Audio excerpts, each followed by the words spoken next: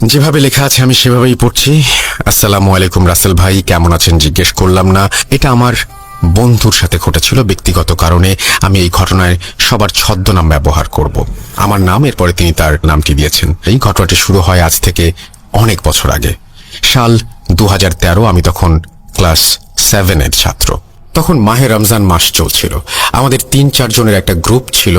আমরা একসাথে তারাবি পড়তে যেতাম, আর তারাবি শেষে হাঁটতাম আর আড্ডা দিতাম। কোনোদিন বাসায় যেতে 10টা কিংবা 11টাও বেজে যেত। এইখানে কিছু জিনিস আগে জানিয়ে রাখা ভালো। তা হলো, গ্রুপের মধ্যে একজনের সিগারেট খাবার অভ্যাস ছিল, আর ঘটনা তাকে নিয়েই। এইভাবে দিন যেতে লাগলো। তারপর আসলো শবে কদরের রাত।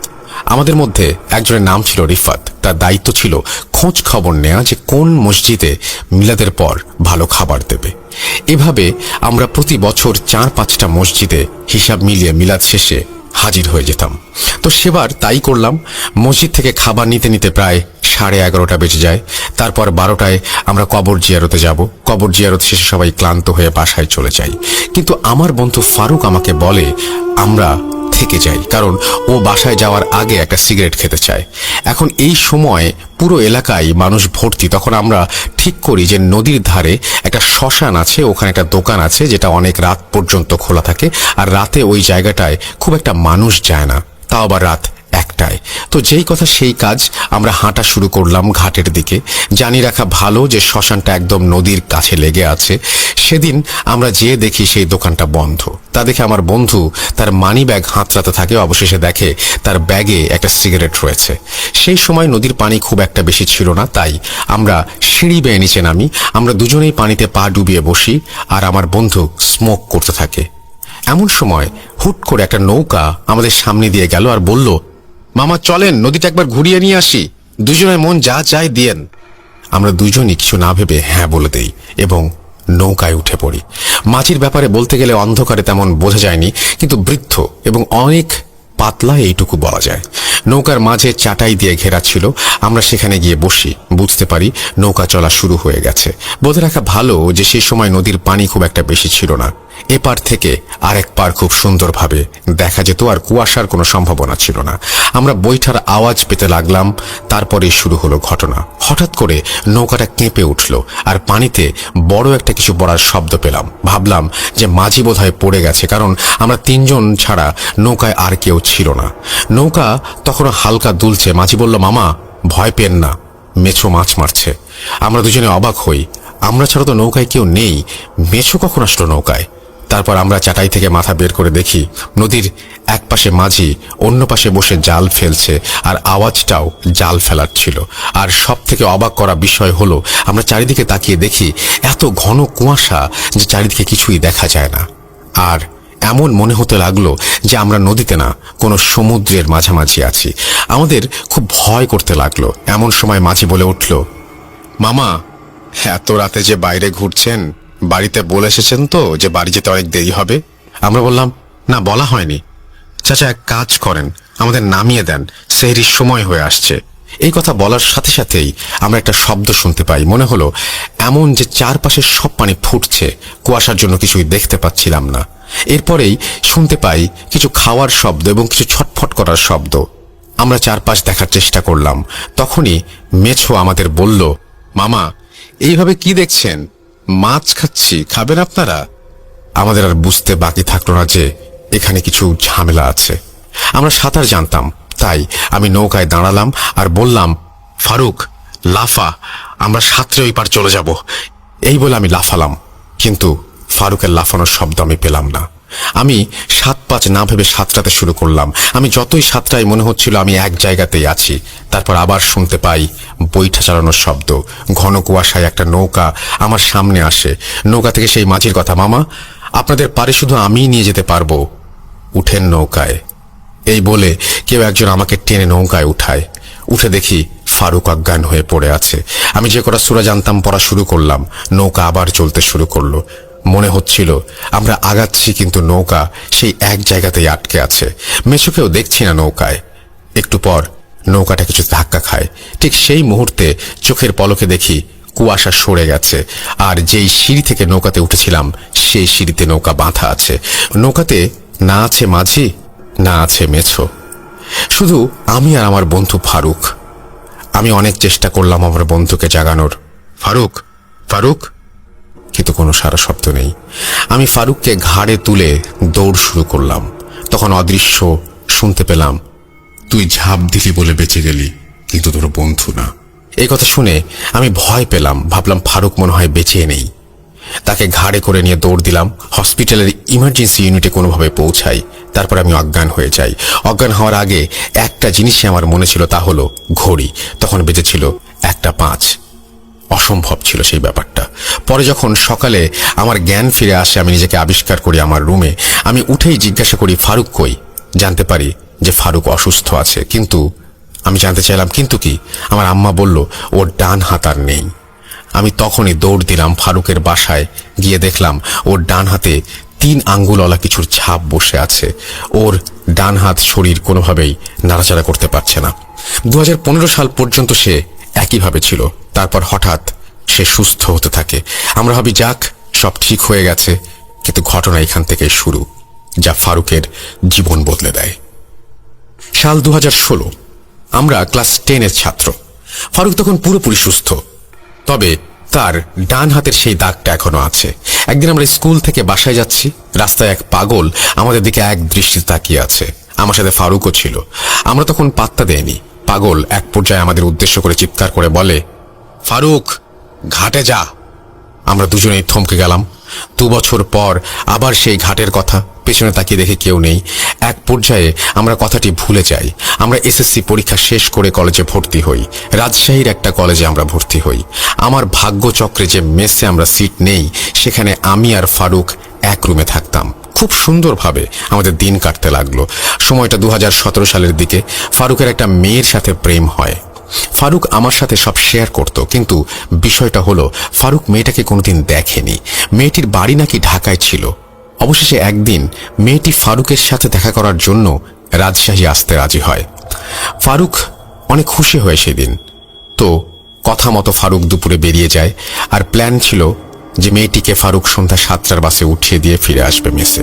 আমি ফারুকের জন্য অপেক্ষা করতে লাগলাম। রাত 9টা বেজে গেল, কিন্তু ফারুকের কোনো খবর নেই। আমি বারবার কল দিলাম, কিন্তু সে রিসিভ করছে না। আমার অনেক চিন্তা হতে লাগলো। কোনো উপায় না পেয়ে আমি মেসের মালিককে বললাম। তিনি আমাকে বললেন, তুমি থামো, আমি আসছি, তারপর দেখি কি করা যায়।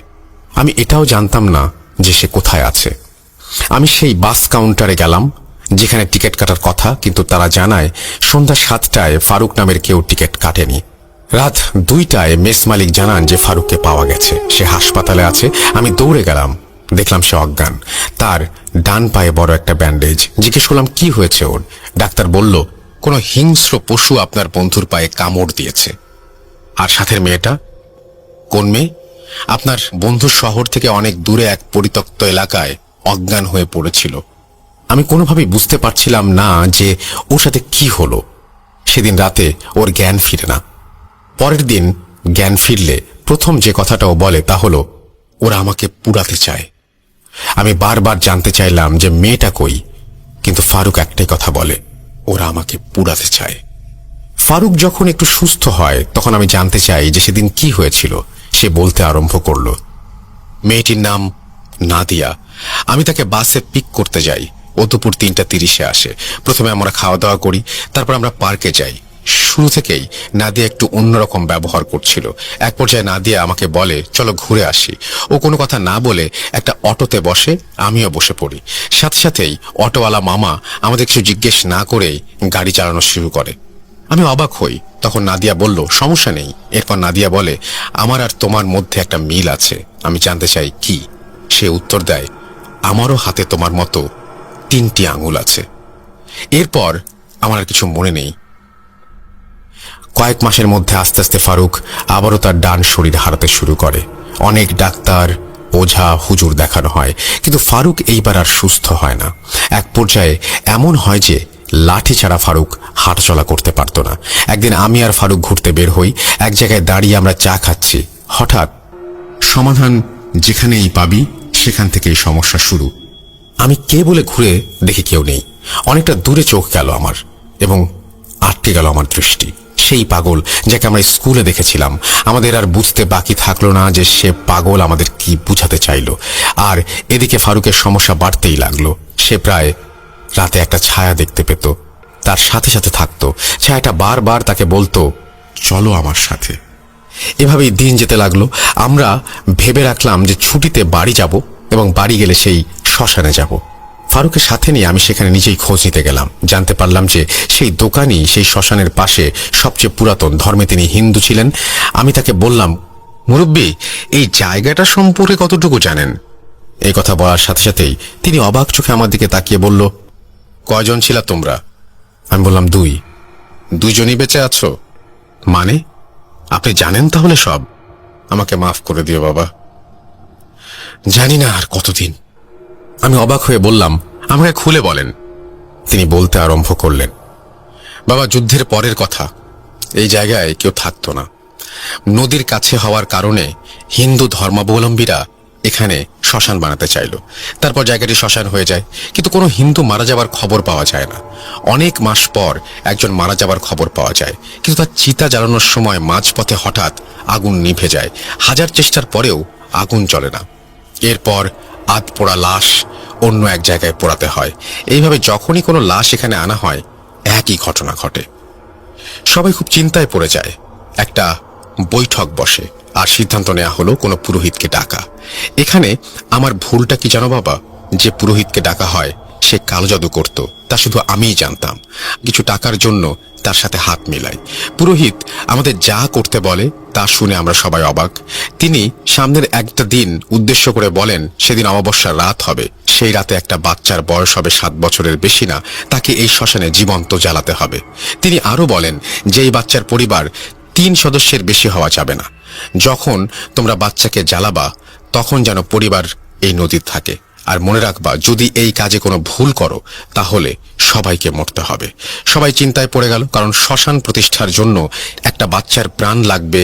তা না হলে এই এলাকায় কোনো শ্মশান থাকবে না। আমি টাকার লোভে সবাইকে রাজি করতে লাগলাম, কারণ পুরোহিতের সাথে আমার কথা হয়েছিল যে আমাকে বাচ্চার পরিবারের সবাইকেও মারতে হবে, তাহলে আমি 50,000 টাকা পাবো। আর পুরোহিত মৃতদের শরীর থেকে প্রয়োজনীয় অঙ্গগুলো নেবে। সাল 1973। তাহলে বুঝতেই পারছিস বাবা। তো সবাইকে রাজি করানো হয়ে গেছে। আমরা গোপনে খোঁজা শুরু করলাম। অবশেষে একটা মেছো পরিবারকে পেলাম, 3 সদস্য। একটা বাচ্চার বয়স 6 বছর। মা নেই, বাবা মেছো আর দাদা মাঝি। আমি আমার দলের লোকদের বলি, আমি বাচ্চাকে তার পরিবার থেকে আলাদা করার কাজ করছি, আর তোমরা বাকি কাজ করিও। অমাবস্যার রাত এসে গেল। আমি বাচ্চার বাবাকে বললাম, দাদা, আজ রাতে আমার মাছ লাগবে, তো আপনি দয়া করে একটু ব্যবস্থা করে দেন। অগ্রিম 500 টাকা দিলাম, তাই আর না করতে পারলো না। সাথে এইটাও বললাম যে কাজ শেষ হলে আমি আপনাকে অনেক টাকা দেব। তারা গরিব মানুষ, তাই রাজি হয়ে গেল। তারা 3 জন নৌকা নিয়ে যাওয়া শুরু করলো। ঘাটে তারা প্রস্তুতি নিচ্ছিল। সেই সময় আমি বললাম, দাদা শোনেন, আপনারা আগান, আমি আপনার বাচ্চাকে সাথে রাখলাম। কিছু খাবার কিনে দেই ওকে, আর আপাতত এই মুড়ি নিয়ে যান। তারা কিছু না ভেবে রাজি হয়ে গেল। মুড়িতে বিষ মেশানো ছিল, যা আমি নিজে মিশিয়েছিলাম, তা আমার দলের বাকিরা জানতো না। আমি বাচ্চাকে দিয়ে ঘাটে চলে আসি, আর তার বাবা আর তার দাদা তখন নদীর মাঝে। বাচ্চাটিকে বেঁধে চিতায় উঠানো হয়। অন্যদিকে তার বাবা আর দাদা বিষ মেশানো মুড়ি খেয়ে ফেলেছে। এদিকে আমরা বাচ্চাকে পুড়িয়ে ফেললাম। পরের দিন সকালে সবাই দেখল নদীতে 2 মৃত ব্যক্তি। তাদের চোখ, দাঁত, বুকের হাড়, হাত পা কিছুই ছিল না। সবাই অবাক হয়, কি হলো এটা? কিন্তু শুধু আমিই জানতাম যে তাদের অঙ্গগুলো কে নিয়েছে। ধীরে ধীরে সবাই ভুলে গেল। আর এদিকে আমি টাকার জন্য অপেক্ষা করছি। কয়েকদিন পর আমি টাকা পাই। আমি মহা খুশি। এত টাকা আমি কোনোদিন দেখিনি। তারপর আমি আমার কর্মের ফল পেতে শুরু করি। টাকাগুলো আমি বিছানার নিচে রাখতাম। প্রতিদিন আমি যখনই শুতাম আমি চিতা পোড়ার শব্দ পেতাম, আর মনে হতো বিছানার নিচে আগুন জ্বলছে। মাঝে মাঝে আমি তাপ অনুভব করতাম, কিন্তু দেখতাম নিচে টাকা ছাড়া কিছু নেই। এরপর রহস্যজনকভাবে আমার বাবা, মা, ছেলে, মেয়ে সবাই একে একে মারা যেতে লাগলো। তাদের মৃতদেহ দেখলে মনে হতো কেউ তাদের আধ পোড়া করে রেখেছে, এবং তাদের প্রত্যেকের শরীরের একটি অঙ্গ ছিল না। সেই বাচ্চার পরিবারের পর আমার পরিবারকেই সেই শ্মশানে জ্বালানো হয়। তারপর শ্মশান আর ঝামেলা হয় না, কিন্তু কিছু টাকার জন্য আমি আমার পুরো পরিবারকে হারিয়ে ফেলি। একদিন আমি স্বপ্নে দেখে এক বৃদ্ধ আমাকে বলছে, তুই যা করেছিস তার ফল তো পেয়ে গেলি। কি দোষ ছিল আমাদের? বাচ্চাটার দোষ। তুই আজ থেকে যতদিন বাঁচবি এই শ্মশানের সেবা করবি। তারপর থেকে বাবা আমি এই শ্মশানের পাশেই আছি। আমার ভুলের জন্য বাবা আমি আজও আফসোস করি, আর সেই ঘটনার পর থেকেই এরকম ঘটনা ঘটতেই থাকে। আর যার কথাই এখানে এসেছিস সে হলো পুরোহিত রূপী কালো জাদুকরি। বাবা তোর বন্ধু একা না, আমাদের সেই একটা ভুলের জন্য আরো অনেকের অঙ্গহানি হয়েছে। আমি আর কথা না বাড়িয়ে উঠে গেলাম, ফারুককে সব বললাম। ফারুক আবারও সুস্থ হতে থাকলো। 2018 সালে ফারুক একদিন স্বপ্নে দেখে যে কেউ তাকে এক মসজিদের নাম বলছে। পরে আমরা খোঁজ নিয়ে দেখি মসজিদটি খুলনায়। ফারুক তখন লাঠি ছাড়া হাঁটতে পারে না। এক ছুটি দেখে আমরা যাই সেখানে। হুজুরকে সালাম দিতেই হুজুর বলে, এতদিন পর আসলা তোমরা, তোমার বন্ধুর হাতের দাগ কখনো যাবে না। তোমরা কোনো এক এতিমখানায় বাচ্চাদের একবেলা খাওয়ার ব্যবস্থা করো। আশা করি আল্লাহর রহমতে ফারুক ঠিক হয়ে যাবে। এখন যাও তোমরা। আমরা তাই করি। আপাতত ফারুক সুস্থ আছে, কিন্তু তার হাতের দাগ এখনো সেরকমই আছে। আল্লাহর রহমতে আমরা এখন ঠিক আছি। আমাদের সাথে আর কোনো অলৌকিক ঘটনা ঘটে না। এই ছিল আমাদের জীবনের এক মর্মান্তিক ঘটনা। হ্যালো লিসেনার্স, কেমন আছেন আপনারা সবাই? রাসেল ভাই তো ভালোর দলে, সো রাসেল ভাই ভালো থাকবে এটাই স্বাভাবিক। আমি সোহাগ চক্রবর্তী যশোর থেকে আপনাদের জন্য আজও নতুন একটি ঘটনা নিয়ে হাজির হলাম। আজকে আমি আপনাদের সাথে যে ঘটনাটি শেয়ার করতে চাচ্ছি, ঘটনাটি আমার নিজের দাদুর সাথে ঘটে যাওয়া একটি ঘটনা।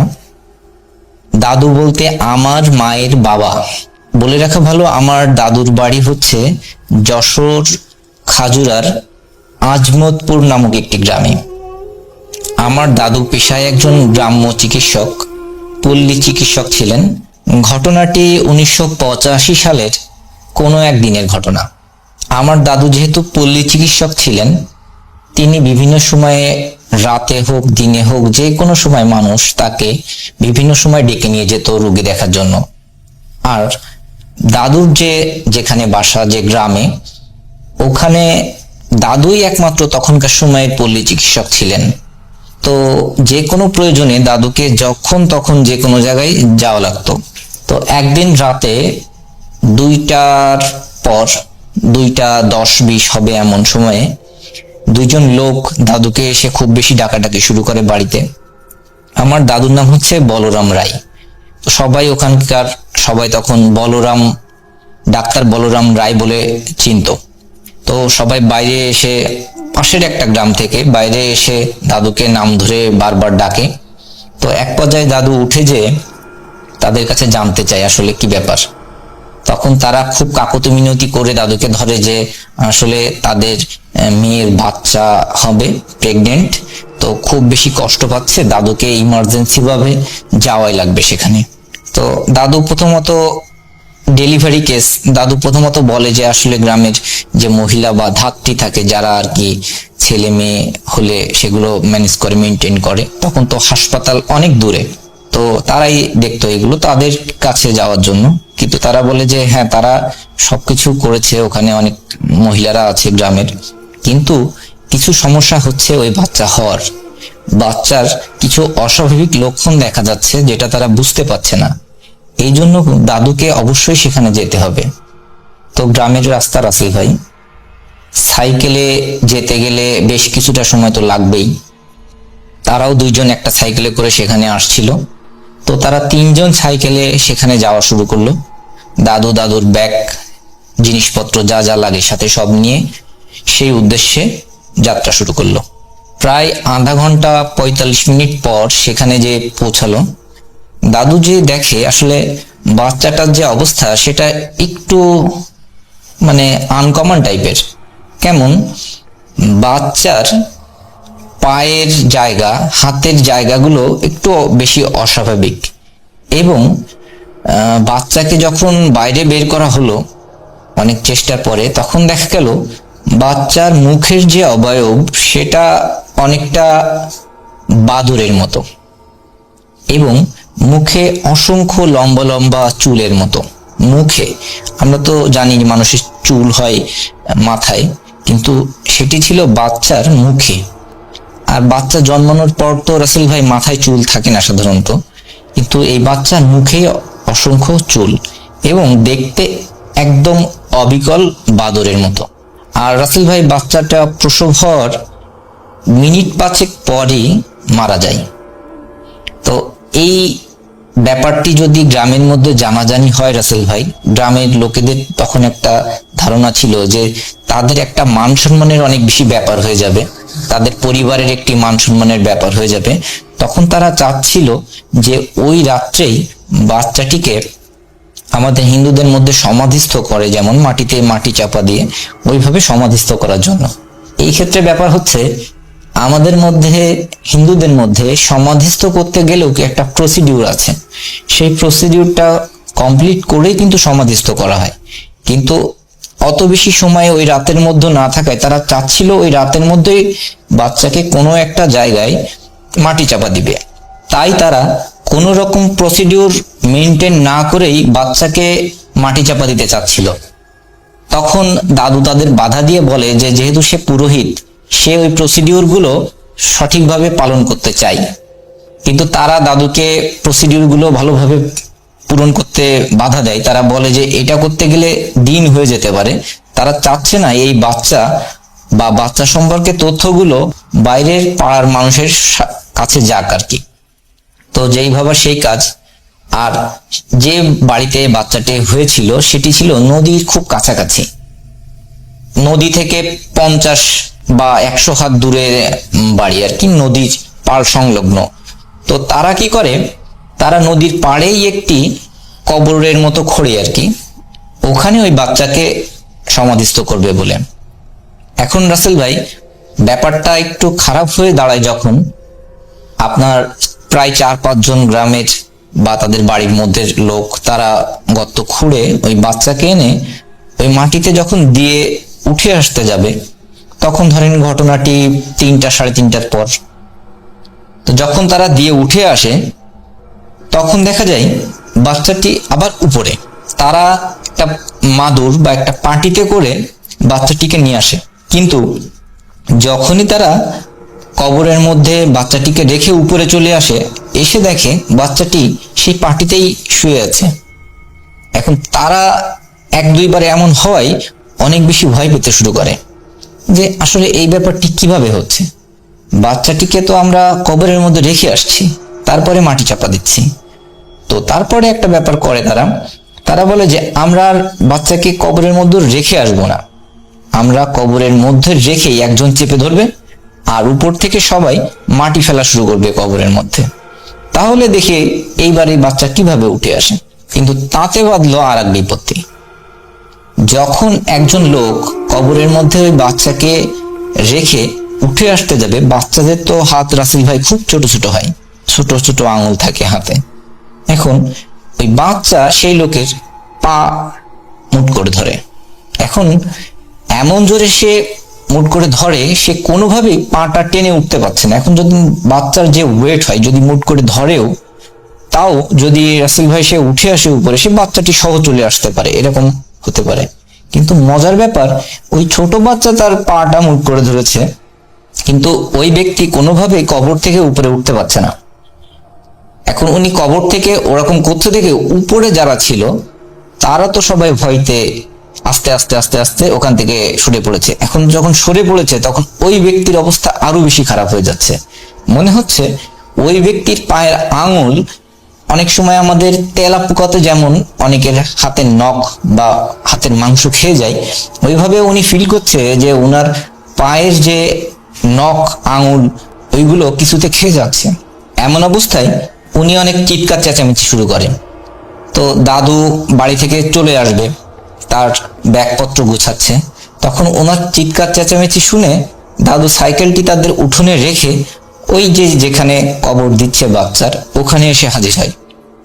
দেখে যে ওই অবস্থা, তখন দাদু যেহেতু পুরোহিত ছিলেন এবং ডাক্তার হওয়ার সুবাদে তার সাহস কিন্তু সাধারণ লোকের তুলনায় একটু বেশি ছিল, কারণ তিনি বিভিন্ন সময় গ্রামের অনেক ক্রিটিক্যাল রোগীদের ট্রিটমেন্ট করতেন, অনেকে মারা যাওয়া রোগীদের সৎকার করার জন্য শ্মশানে যেতেন। তার এই জাতীয় এক্সপেরিয়েন্সটা একটু বেশি ছিল। তো তিনি কি করলেন, তিনি জামা কাপড় খুলে একটা গেঞ্জি বা একটা লুঙ্গি পরে ওখানে যে নামলেন। দাদু কবরে নেমে ওই লোককে বললেন, আমি পা দিয়ে এবার বাচ্চাকে চাপ দিয়ে ধরি, তুমি উপরে ওঠো, দেখা যাক কি হয়। এখন যখন দাদু পা দিয়ে চাপ দিয়ে ধরলো, তখন কিন্তু ওই বাচ্চা ওই লোকের পা ছেড়ে দিল, ওই লোক উপরে চলে আসলেন। এইবার সমস্যা হলো দাদুর সাথে, সে কিন্তু দাদুর পা ধরেছে, দাদু কিন্তু আর উপরে কোনোভাবে উঠতে পারছে না। তখন দাদু ওই লোককে বলছে, তুমি এক কাজ করো, পাশে দেয় যে বাঁশগুলো আনা হয়েছে যেটা দিয়ে কবরের উপরে দেয়া হবে, ওইরকম বড় একটি বাঁশ এনে ওই বাচ্চাকে চাপ দিয়ে ধরার জন্য, যাতে দাদু কবর থেকে উপরে উঠতে পারে। কিন্তু আসলে রাসেল ভাই কোনোভাবেই উপরে যে লোকটা ছিল সে ওই বাঁশ দিয়ে চাপ দিয়ে ধরলেও ওই বাচ্চা থেকে দাদুর পা ছাড়াতে পারে না। আর একটা ব্যাপার হচ্ছে, যে লোকটা প্রথমে কবরে নেমেছিল তার পা দিয়ে কিন্তু অনেক বেশি রক্ত পড়া শুরু হয়ে গেছে ততক্ষণে, এবং দাদু অনুভব করছে দাদুর দুই পাতেই ওইভাবে কামড়ানোর একটা ব্যাপার হচ্ছে, যে মনে হচ্ছে কেউ কামড়ে খাচ্ছে মাংস বা নখগুলো। তো কি করবে দাদু এই সময়তে? দাদু যেহেতু পুরোহিত ছিলেন, তিনি বিভিন্ন মন্ত্রগুলো পাঠ করা শুরু করলেন। এক পর্যায়ে গায়ত্রী মন্ত্র জপ করতে থাকেন। কিন্তু আসলে রাসেল ভাই ব্যাপারটা কেমন, দাদু যেহেতু এক পর্যায়ে ভয় পাচ্ছিলেন অনেক, সেহেতু সে মন্ত্রগুলো ঠিকভাবে জপ করতে পারছিল না। আর উপরের লোকটি বাঁশ দিয়ে উঠাতে না পারার পরে দাদুর হাত ধরে উপরে টান দিয়ে তোলার চেষ্টা করছিল, কিন্তু কোনোভাবেই ব্যাপারটি হচ্ছিল না। এইভাবে করতে করতে অনেক সময় পার হয়ে যায়, এবং আশপাশের লোকরা দেখে যে দুইজন লোক ওখানে আছে, সে তো হচ্ছে না। তখন যেহেতু দুইজন আছে, তখন তারা আবার সাহস কিন্তু একটু ফিরে পায়। তখন তারা সবাই চলে আসে ওখানে, এসে দাদুকে খুব জোরে টেনে কবর থেকে বাইরে বের করার পরে দেখা যায় দাদুর পা দিয়েও ওইভাবে কিন্তু আপনার রক্তপাত হচ্ছে। তো তারা মাটি বাইরে থেকে মাটি টাটি ফেলে, তখন কিন্তু বাচ্চাটার উপরে উঠে আসে না, তখন মাটি টাটি ফেলে ওই গর্তটি কবরটি সুন্দরভাবে ভরাট করে দেয়, দিয়ে তারা বাড়িতে চলে আসে। দাদু এসে ওই লোকটির পা, নিজের পা ভালো করে ব্যান্ডেজ করে নেয়। এইবার প্রবলেম হলো, দাদু সাইকেল চালিয়ে বাড়ি আসবে। দাদু আবার একরোখা টাইপের লোক, যে যা বলবে তাই করবে এমন। সবাই বলছিল যে আপনি ডাক্তার সাহেব, আপনি আজকে এখন কিছু সময় থেকে যান, ভোর হওয়ার পরে আপনি বাড়িতে যাবেন। কিন্তু দাদু তা যাবে না, তিনি সাইকেল নিয়েই চলে আসলেন রাস্তায়। বললো যে আমার আসলে কিছু হবে না, তোমরা দেখো, তোমরা তোমাদের নিজেদের মতো থাকো, আর ওই রোগীর দেখাশোনা করার কথা বলে দাদু চলে আসলেন। এখন যেহেতু 40-45 মিনিট তাকে আবার সাইকেল চালিয়ে আসতে হবে, তিনি খুব জেদি টাইপের লোক, অত সহজে ভয় পায় না, কিন্তু ওখানে কিছু সমস্যা তার হয়, একটু ভয় ভয় করছিল নিজের মধ্যে। রাস্তায় যখন একটা জায়গা আছে ওই গ্রাম থেকে আসতে, ওখানে বলে জরি বটতলা। ওই জায়গাটা অনেক হন্টেড একটা প্লেস, এখনো পর্যন্ত ওইটা অনেক হন্টেড একটা প্লেস। ওই জায়গাতে নানা ঘটনা আছে, অনেক লোক ওখানে ভয় পায়। দিনের বেলাতেও আগে আমি শুনেছি ওই রাস্তা দিয়ে দুপুর বেলাতে কোনো লোকজন যাতায়াত করতো না। এখন কিছু কিছু লোকজন যাতায়াত করে, আশপাশে কিছু বাড়ি তৈরি হয়েছে, কিন্তু এখনো ওই প্লেসটি অনেক হন্টেড একটি প্লেস। তো দাদু যখন ওই জায়গাতে এসে হাজির হয় সাইকেল নিয়ে, তখন দেখে ওই বাচ্চাটি, কিন্তু ওই বাচ্চাটির সাইজ এবার একটু বড় হয়ে গেছে। সে রাস্তার সামনে দাঁড়ায় একটা লাঠি নিয়ে দাঁড়িয়ে আছে। সে দাদুকে বলছে, তুই যে আমাকে পাড়া দিয়ে ওই গর্তের মধ্যে পুঁতে দিয়ে আসলি, এখন তোকে মেরে আমি এই লাঠি দিয়ে সেম ভাবে গর্তে পুঁতে দেব। এখন বুঝেন রাসেল ভাই ব্যাপারটি কেমন হতে পারে, যেহেতু সে ওখান থেকে ভয় পেয়ে আসছে, আবার ওই প্লেসে এসেই সে তো জানে যে ওইটা একটা হন্টেড প্লেস, এবং এরকম একটি ঘটনা তার সামনে ঘটছে, তখন তার মেন্টালিটি কি অবস্থায় থাকবে। যেহেতু আগেই বলেছি দাদু পুরোহিত হওয়ায়, তখন তিনি আমাদের গায়ত্রী মন্ত্র, তারপরে বিভিন্ন দেবদেবীর মন্ত্রগুলো উনি জপ করা শুরু করলেন। জপ করার এক পর্যায়ে ওই বাচ্চাটি দূরে সরে যাচ্ছে, আবার কাছে আসছে, আবার ওই লাঠি দিয়ে রাস্তার মাঝে এইভাবে ঘা দিতে থাকছে যে মনে হচ্ছে রাস্তার মাঝেই ওই লাঠি দিয়ে সে একটি কবর খুঁড়ে ফেলবে। এইভাবে অনেক সময় চলতে থাকে। এর মধ্যে তিনি দেখতে পান পিছন থেকে কেউ যেন একজন আসছে হাঁটতে হাঁটতে। তো সেই ব্যক্তি যখন কাছাকাছি চলে আসে, দাদু দেখে যে তার পরিচিত একজন, যেহেতু দাদুর একটি চেম্বার ছিল বাজারে, ওখানকার স্থানীয় বাজারে, সেই চেম্বারের পাশে সেই লোকের বাড়ি আর কি। তখন সেই লোককে দাদু সাইকেলের পিছনে উঠায় বলে যে এরকম এরকম ঘটনা হচ্ছে, তাহলে তুমি আমার সাথে চলো, আমরা দুজন একসাথে যাই। তো তারা দুইজন একসাথে যাত্রা করে। যাত্রা করার এক পর্যায়ে বাড়ির যখন কাছাকাছি চলে আসবে, বাড়ি থেকে ধরেন 100-200 মিটার বা 300 মিটার দূরে আছে, এরকম পর্যায়ে এসে ওই লোকের সাথে কিন্তু দাদু সারা রাস্তা কথা বলতে বলতে আসছে দুইজনে। দাদু তার এক্সপিরিয়েন্স গুলো বলছে যে আসলে খুব খারাপ হয়েছে, ওই মেয়েটার আর কি এরকম একটা বাচ্চা হয়েছে যেটা খুবই খারাপ, আমারও খুব খারাপ লাগছিল, এই ঘটনা হয়েছে, এরকম বলতে বলতে আসছে।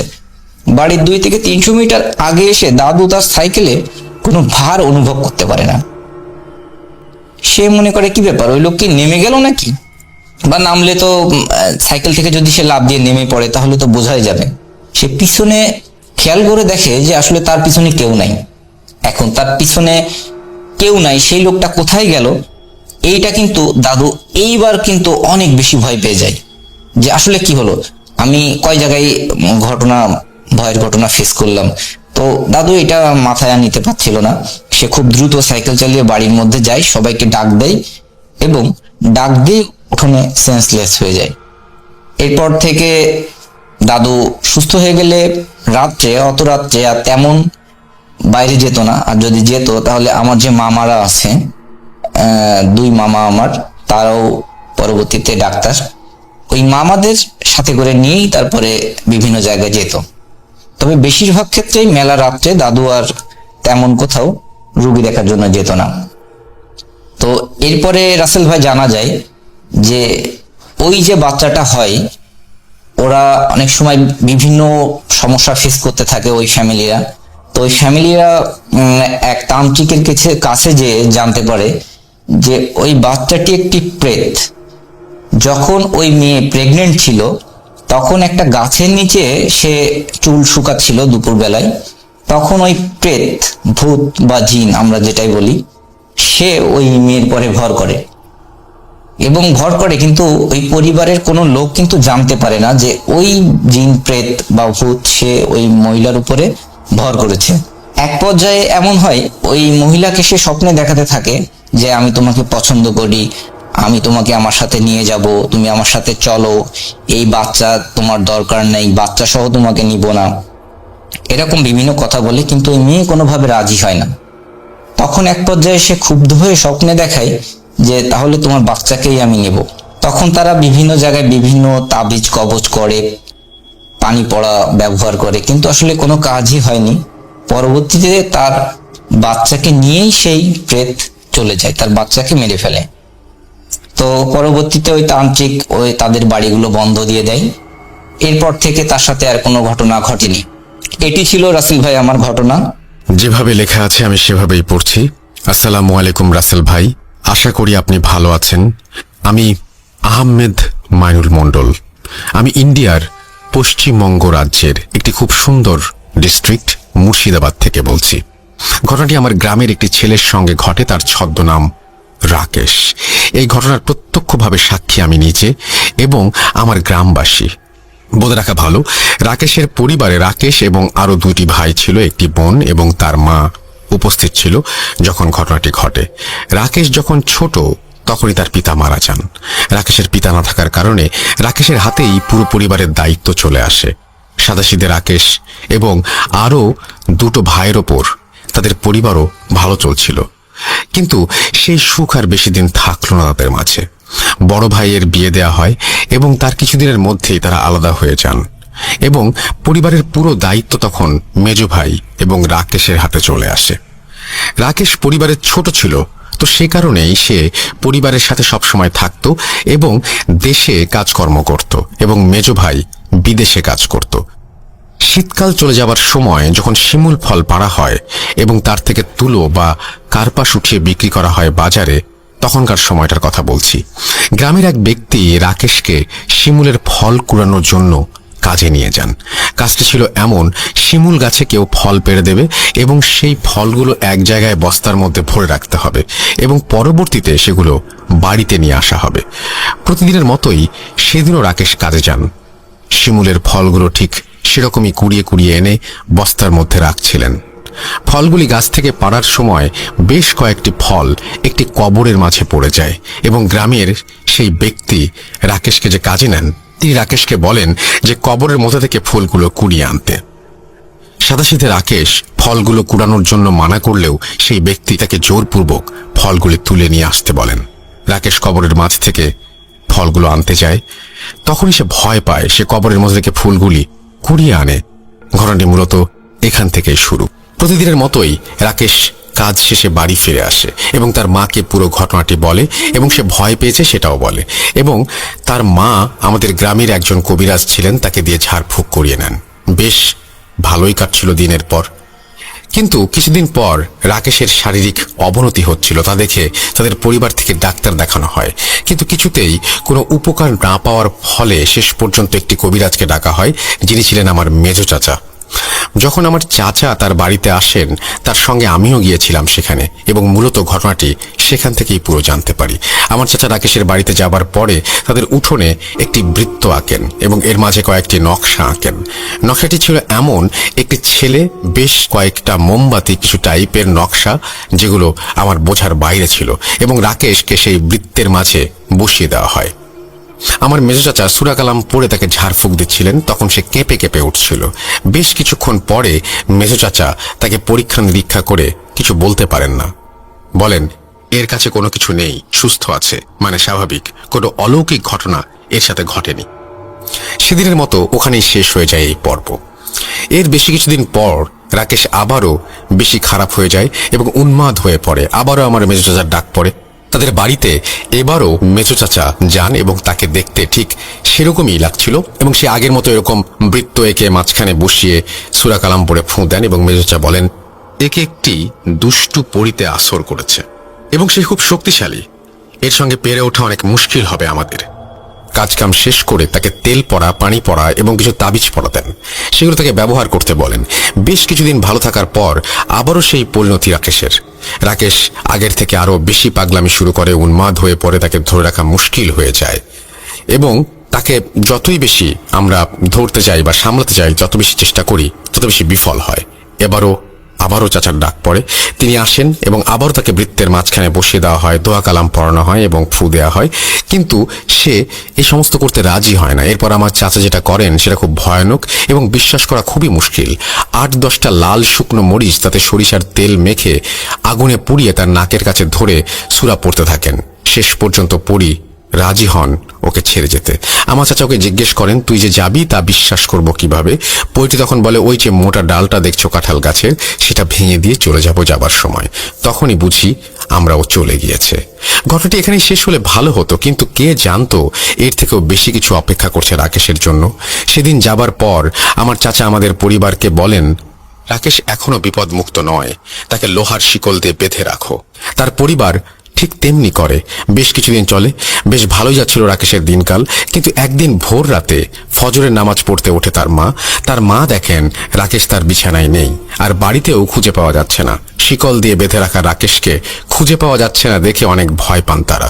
তড়িঘড়ি করে বাড়ির সবাই তাকে খুঁজতে বেরিয়ে পড়েন এবং তার বাড়ির নিচেই মস্ত বাগান, আর তার নিচে ছিল একটি বাঁশের ঝাড়। খুঁজতে খুঁজতে তারা সেই বাঁশের ঝাড়ে যান এবং দেখেন রাকেশ সেখানেই মুখ থুবড়ে পড়ে আছে। এরপরে আবারও আমার মেজো চাচাকে ডাকা হয়। তিনি বলেন, খুবই শক্তিশালী, সে যাবে না। তারপর সে তার শক্তি দিয়ে এসে পইটাকে তাড়িয়ে দেয় এবং কিছু তাবিজ তাকে দেয় এবং তেল পড়া, পানি পড়া দেয়, যেগুলো তাকে রেগুলার ইউজ করতে বলে। এর প্রায় অনেক দিনই সে ভালো থাকে। প্রায় 2 বছরের মতো স্বাভাবিক জীবনযাপন করে রাকেশ। তারপর আবার শুরু হয় সেই অলৌকিক অস্বাভাবিক ঘটনা তার জীবনে। এবার যেন সে আরো বেশি উন্মাদ হয়ে গিয়েছে। আবারও তাকে লোহার শিকল দিয়ে বেঁধে রাখা হয়। মেজো চাচা আবারও আসেন এবং তাকে ট্রিটমেন্ট করা শুরু করেন, এবং এবার চাচার শক্তি যেন পরীটির কাছে অনেক দুর্বল হয়ে পড়েছে। ঝাড়ফুঁক দিয়ে তাকে কিছুক্ষণের জন্য ভালো রাখা হয়, কিন্তু সেই ভালো আর বেশি দিন থাকলো না রাকেশের পরিবারের মাঝে। একদিন দুপুরের পরে আসরের আজান হয়, তখন যে যার মতো কর্মে ব্যস্ত।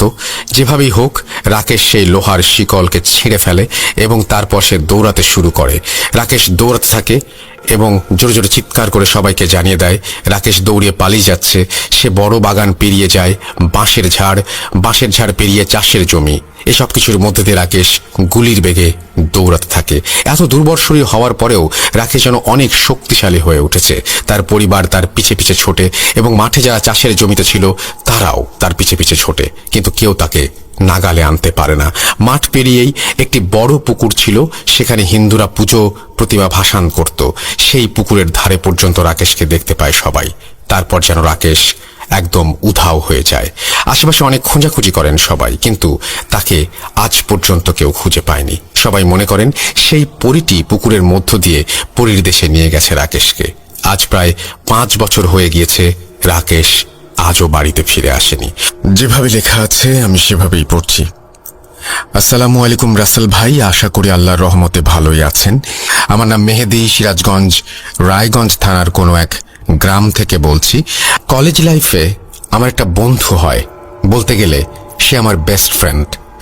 যখন অনার্স 2য় বর্ষে পড়াশোনা করি তখন আমরা সিদ্ধান্ত নেই সিরাজগঞ্জ শহরে 2য় বর্ষের কোনো বই কেনার জন্য যাব দুজন। সিরাজগঞ্জ শহরের কোনো লিসেনার শুনে থাকলে বুঝতে পারবেন কোথায় লাইব্রেরি। তাছাড়া সিরাজগঞ্জের এই লাইব্রেরিতে অনার্সের যাবতীয় বই পাওয়া যায়। যাই হোক, আমার বন্ধুর সাথে বই কিনতে যাওয়ার জন্য তার বাসায় চলে যাই। বাসাটার স্থান শেয়ার না করার জন্য অনুরোধ করলাম, শেয়ার করা নিষেধ আছে। তো আমার বন্ধুর বাসাটা ছিল বড়, আশেপাশে অনেক গাছগাছালি লাগানো, এবং বাসার এক পাশে ছিল একটি ফুলের বাগান। সেই ফুল বাগিচায় অনেক ধরনের ফুল গাছে ফুল ফুটে আছে, যার জন্য বাসাটি এতই সুন্দর লাগছে যে তা বলার মতো না।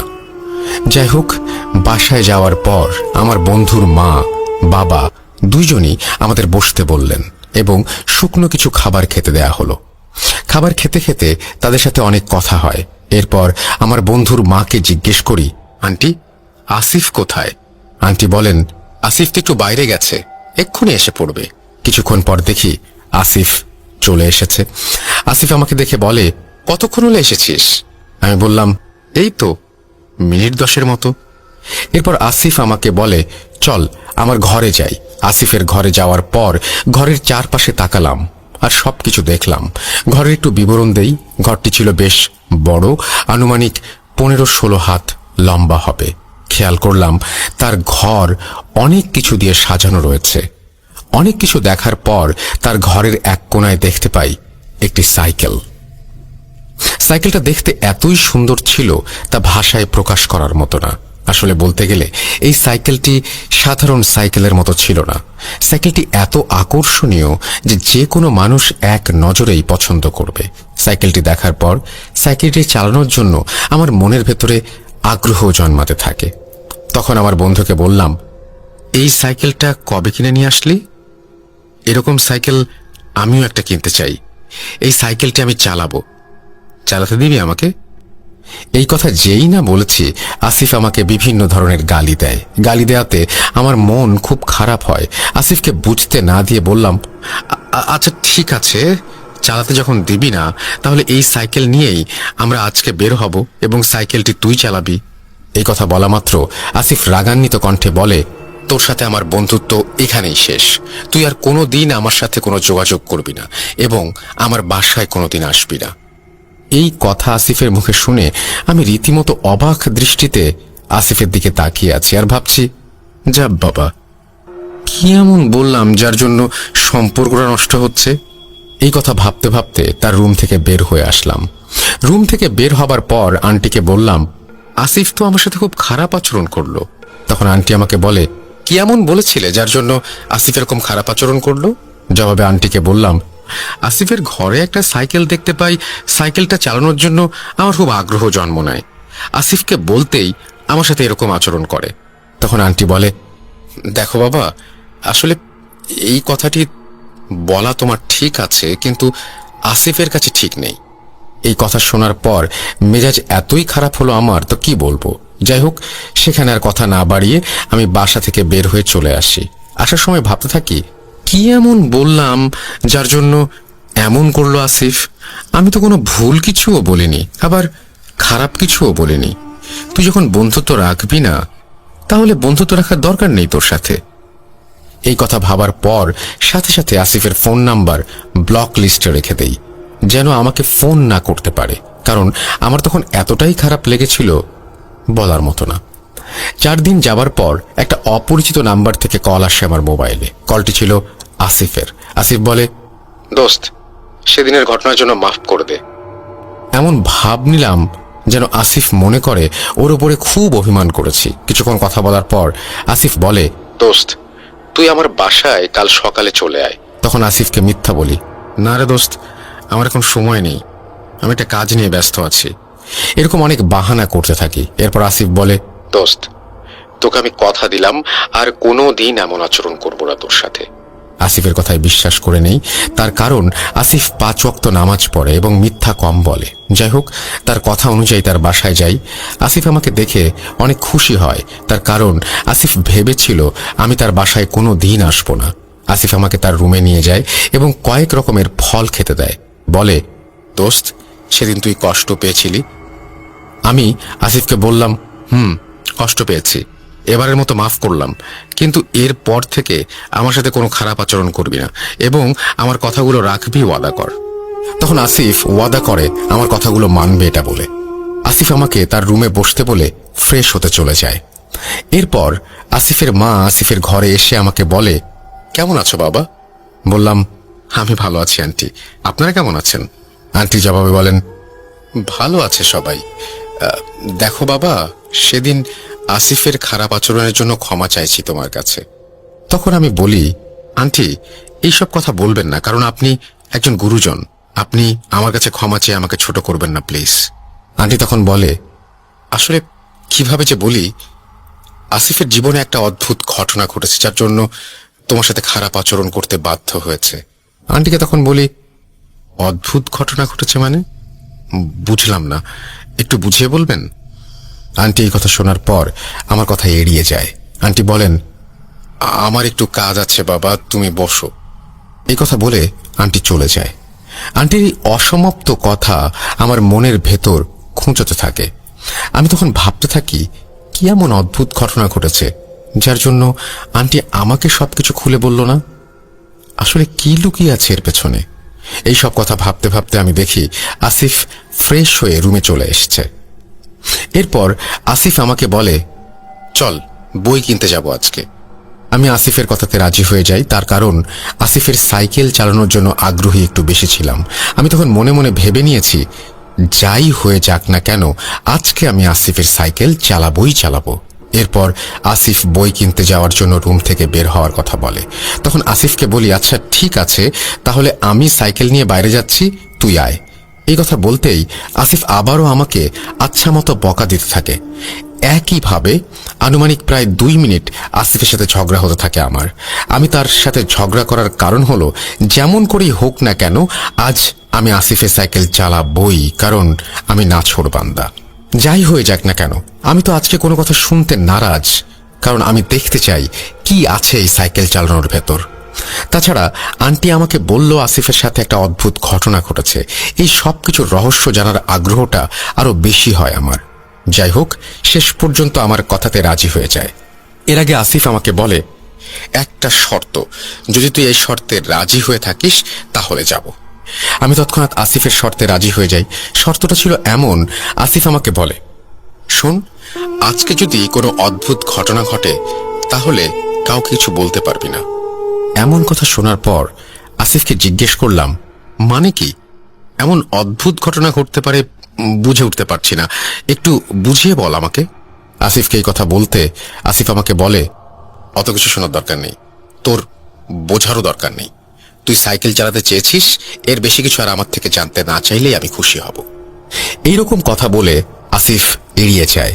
আমি তখন আসিফকে বললাম, কি এমন হয়েছে যার জন্য আন্টিও একই রকম কথা বলে এড়িয়ে গেল, আবার তুইও এড়িয়ে যাচ্ছিস? আসলে কি জন্য আমাকে বলছিস না, কি হয়েছে? এরপর আর কোনো কথা না বাড়িয়ে আসিফ আমাকে বলে, চল বই কিনতে যাই। আমি ফোনের ঘড়িতে দেখতে পাই 11টা বাজে। এরপর সাইকেলটি চালানোর জন্য আমি উঠে পড়ি এবং আসিফকে পেছনে বসতে বলি। এরপর আমি সাইকেলটি চালাতে থাকি, কিন্তু অবাক করা বিষয় হলো কিছুক্ষণের মধ্যেই বইয়ের দোকানে এসে পড়ি। আমি তখন ভাবতে থাকি যে এত দ্রুত তো এখানে আসার কথা না, তাহলে এত দ্রুত এখানে আসলাম কি করে? এই প্রশ্নটা আমার মনের ভেতরে থাকে। আবার আমি এটাও মনে মনে ভাবতে থাকি, আসলে আমি তো সাইকেল চালানোর সময় কোনো কিছু অনুভব করতে পারিনি। সাইকেলটি যে আমি চালিয়ে এখানে আসলাম মনেই তো হলো না। আমি সাইকেল চালিয়ে এত দূর এসেছি বুঝতে পারছি না। যাই হোক, এরপর আমি বইয়ের দোকানে বই কেনার জন্য বই দেখতে থাকি। হঠাৎ করে দোকানের দেয়ালে লেগে থাকা দেয়াল ঘড়িটার দিকে চোখ পড়তে আমি রীতিমতো হতবাক, কারণ ঘড়িতে তখন 11টা 5 বাজে। আমি তখন আমার মনকে বুঝাই হয়তো ঘড়িটা নষ্ট। আসলে তখন আমার মোবাইলের ঘড়িটা যে দেখব সেটা আর মনে নেই আমার। যাই হোক, এরপর বইয়ের দোকানের পাশ দিয়ে একটা মানুষ হেঁটে যাওয়ার সময় মোবাইলে বলে ওঠে 11টা 6 বাজে। এই কথা শুনে আমার মোবাইলের ঘড়ির দিকে তাকাতেই দেখলাম 11টা 6। এইটা দেখা মাত্র আমি রীতিমতো ঘাবড়ে যাই। তার কারণ আসিফের বাসা থেকে সেই বইয়ের দোকানে সাইকেল চালিয়ে যেতে সময় লাগে 40 থেকে 50 মিনিট, কিন্তু আমাদের এখানে আসতে সময় লেগেছে 2 থেকে 3 মিনিটের মতো হবে। তখন আমি চিন্তা করতে থাকি, আসলে এটা কি করে সম্ভব? এরকম চিন্তা আমার মাথার ভেতর ঘুরপাক খেতে থাকে, মাথায় বিভিন্ন প্রশ্ন জন্ম নেয়। এরপর আসিফের ধাক্কায় আমার হুঁশ ফিরে আসে। আসিফ আমাকে বলে, কিরে, তোকে কখন থেকে ডাকছি, কোনো কিছু বলছিস না? রসিকতা করে বলে, কিরে, কারো কথা ভাবছিস নাকি? তখন আমি আসিফকে কিছু বুঝতে না দিয়ে হেসে উড়িয়ে দেই। এরপর বইগুলো কিনে আবার বাড়িতে ফিরে আসার জন্য আমার মোবাইলের ঘড়ির দিকে তাকাতে দেখি 11টা 34 বাজে। সাইকেল চালিয়ে বাসায় আসলাম, কিন্তু ঘড়িতে এবার দেখলাম 11টা 36। এইবার আমি রীতিমতো অবাক হলাম। আমার মাথায় বিভিন্ন প্রশ্ন জন্ম নিতে থাকে, কিন্তু প্রশ্নগুলোর কোনো উত্তর মিলাতে পারছি না। এরকম চিন্তা ভাবনা করতে করতে আমি আর কোনো কিছু সহ্য করতে না পেরে সেখানেই জ্ঞান হারিয়ে ফেলি। জ্ঞান ফেরার পর আমি দেখি বিকাল হয়ে গেছে। যাই হোক, এরপর আমি কোনো কিছু না ভেবে সরাসরি আমার বাসায় চলে আসি। বাসায় আসার পর আমি নানা রকমের চিন্তা করতে থাকি, আসলে আমার সাথে কি হলো, এটা কি করে সম্ভব? এইরকম চিন্তা ভাবনা কিছুদিন আমার মাথার ভেতরে ঢুকে থাকে সব সময়। কিছুদিন যাওয়ার পর আমি আবারও আসিফের বাসায় যাই। বাসায় যাওয়ার পর দেখি সবাই একসাথে খাওয়া দাওয়া করছে। আন্টিরা সবাই আমাকে খাওয়ার জন্য বলাতে তাদের সাথে বসে খাওয়া দাওয়া শেষ করে আসিফকে বলি, তুই তো রুমে আয়, তোর সাথে কথা আছে আমার। এরপর আমি আর আসিফ রুমে চলে আসি। রুমে আসার পর আসিফকে বলি, সেদিন আমার সাথে এরকম অদ্ভুত ঘটনা ঘটলো কি জন্য? কি লুকিয়ে আছে এর পেছনে? আমাকে খুলে বল। আসিফ আমাকে সবকিছু বলতে নারাজ, কিছুতেই বলতে চাইছে না কি জন্য ঘটনাটি ঘটল সেদিন। আমিও নাছোড়বান্দা, কোনো কিছুতেই তাকে ছাড় দিলাম না। আসিফের সাথে জোরাজুরি করতে করতে এক সময় সবকিছু বলতে রাজি হয়। আসিফ আমাকে যেভাবে বলেছে আমি সেভাবেই তুলে ধরার চেষ্টা করছি।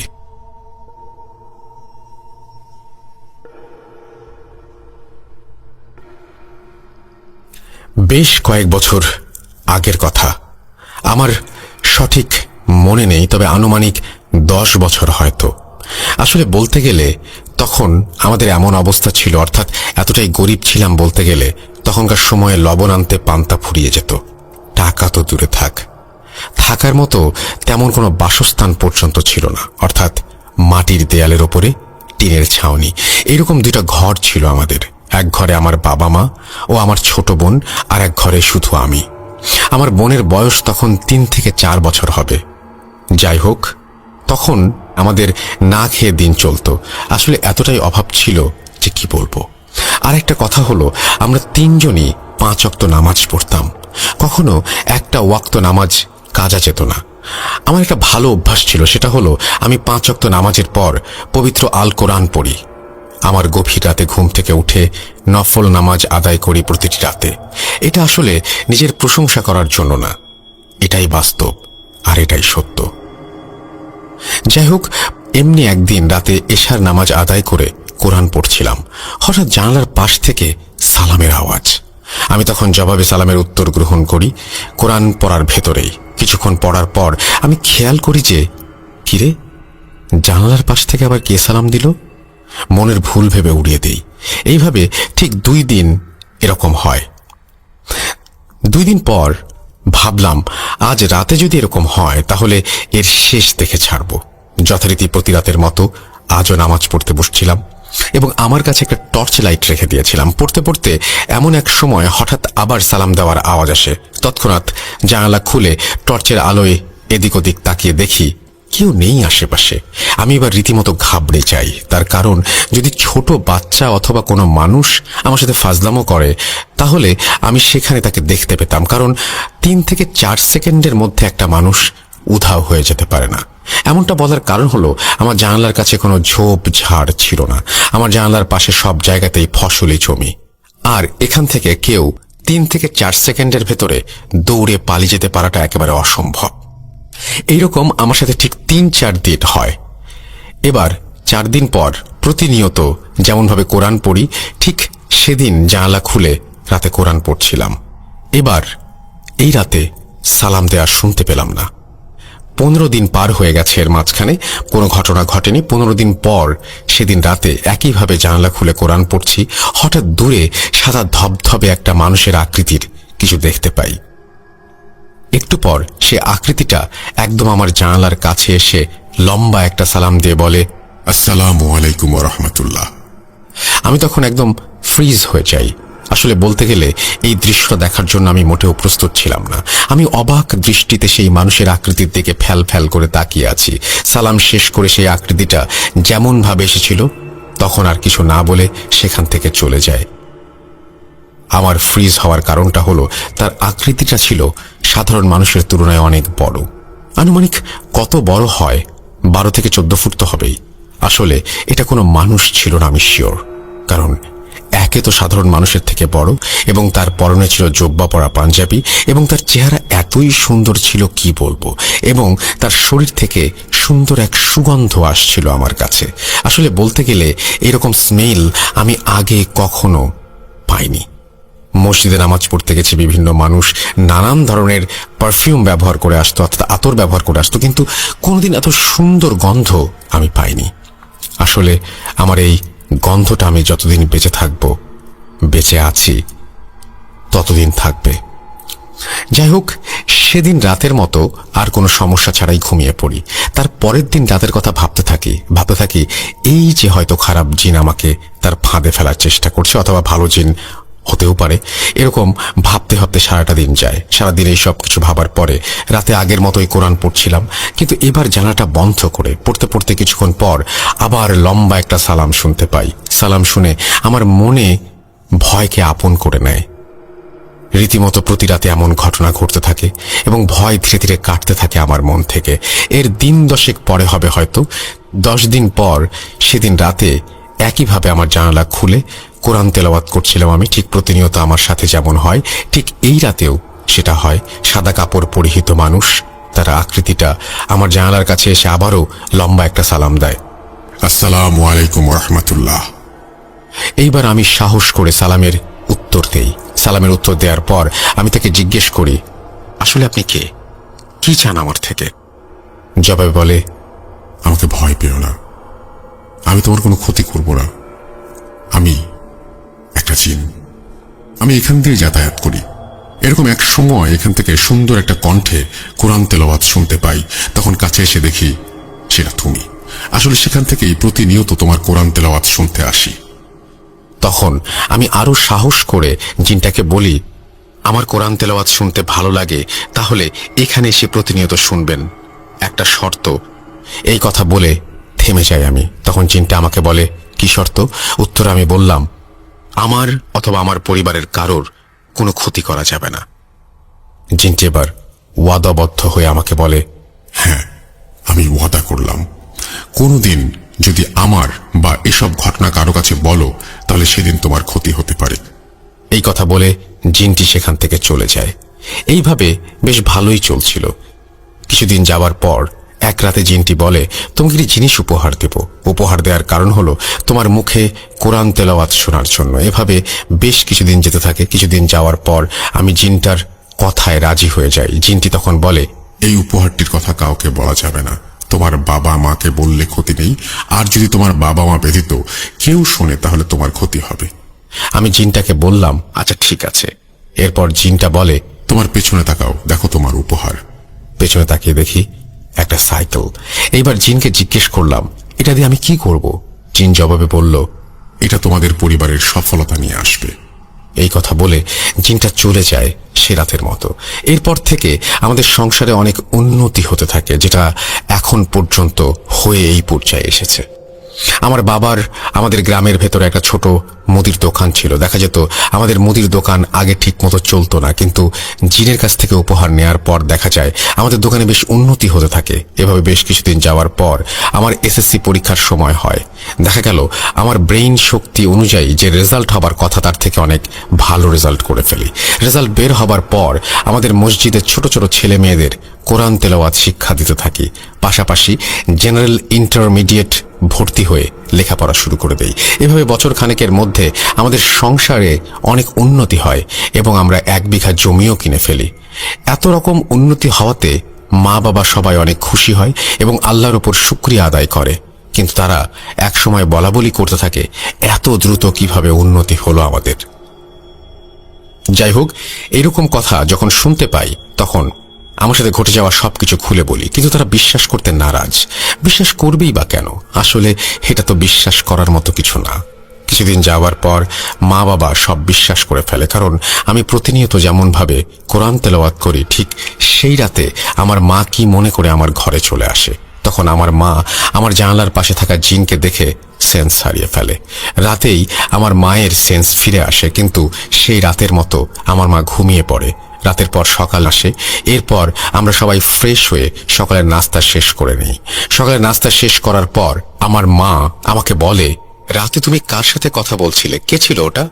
এই কথা বলার সময় আমার মায়ের দিকে খেয়াল করে দেখি আমার মায়ের চোখে মুখে ভয়ের ছাপ। এরপরে মাকে আমি জিজ্ঞেস করি, তুমি কি তাকে দেখেছো? আমার মা জবাবে বলে, আমি দেখেছি। কে ছিল ওটা? মনে তো হয় না ওটা মানুষ ছিল। আমার মাকে তখন আমি বললাম, ওটাই সেই জিন যার জন্য আমাদের সংসারে এত উন্নতি। এই কথা বিশ্বাস করে নেয় আমার বাবা মা। আমার মা বাবাকে বলি এই কথা যেন কারো সাথে না বলে, এবং আমিও বলবো না কোনোদিন। যদি কারো কাছে বলি তাহলে অনেক বড় ক্ষতি হয়ে যাবে আমাদের, যার জন্য গোপন রয়ে যায় এই ঘটনাটি। কি ভাবছেন আপনারা ঘটনাটি এখানেই শেষ? আসলে তা না। ধৈর্য ধরুন, শুনতে থাকুন। এভাবে বেশ ভালোই কেটে যাচ্ছিল আমাদের। তখনও পর্যন্ত আমরা সেই মাটির দেওয়ালের পাশাতেই বসবাস করতে থাকি। এভাবে বেশ কিছুদিন যাবার পর আনুমানিক 1.5 থেকে 2 মাস পর শুনতে পাই দুঃখজনক ঘটনা। এই ঘটনাটি শুনেছি আমাদের পাশের গ্রামের রাজু নামের এক ছেলের মায়ের মুখ থেকে।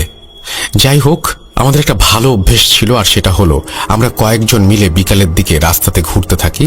এমন একদিন দেখি 5-10 জন মানুষ রাজুর নামে কি যেন বলা বলি করছে। তখন আমরা সবাই মিলে কথাগুলো সবটুকু শুনতে থাকি। তখন মাসুদ নামের একটা বড় ভাই বলে, রাজু পাগল হয়ে গেছে। রাজু উল্টাপাল্টা কথা বলে, আমি আর কোনোদিন এই সাইকেল চুরি করতে যাব না, দয়া করে আমাকে ক্ষমা করে দাও। এবং যাকে কাছে পায় তাকেই মারধর করে রাজু। তাই তাকে লোহার শিকল দিয়ে বেঁধে রাখা হয়েছে, আর বিভিন্ন ধরনের বাজে আচরণ করে ইত্যাদি। এগুলো কথা শুনে আমার মনে একটু টান দেয়। আমি তখন ভাবতে থাকি, কোন সাইকেলের কথা বলছে? আমারটা না তো। এবার এটাও ভাবি, না, আমি ভুল ভাবছি। আমার সাথে হতে যাওয়া ঘটনা ঘটবে কিভাবে? তবুও আমার মন মানছে না। সেদিনের মতো ঘোরাঘুরি করে বাসায় চলে আসি।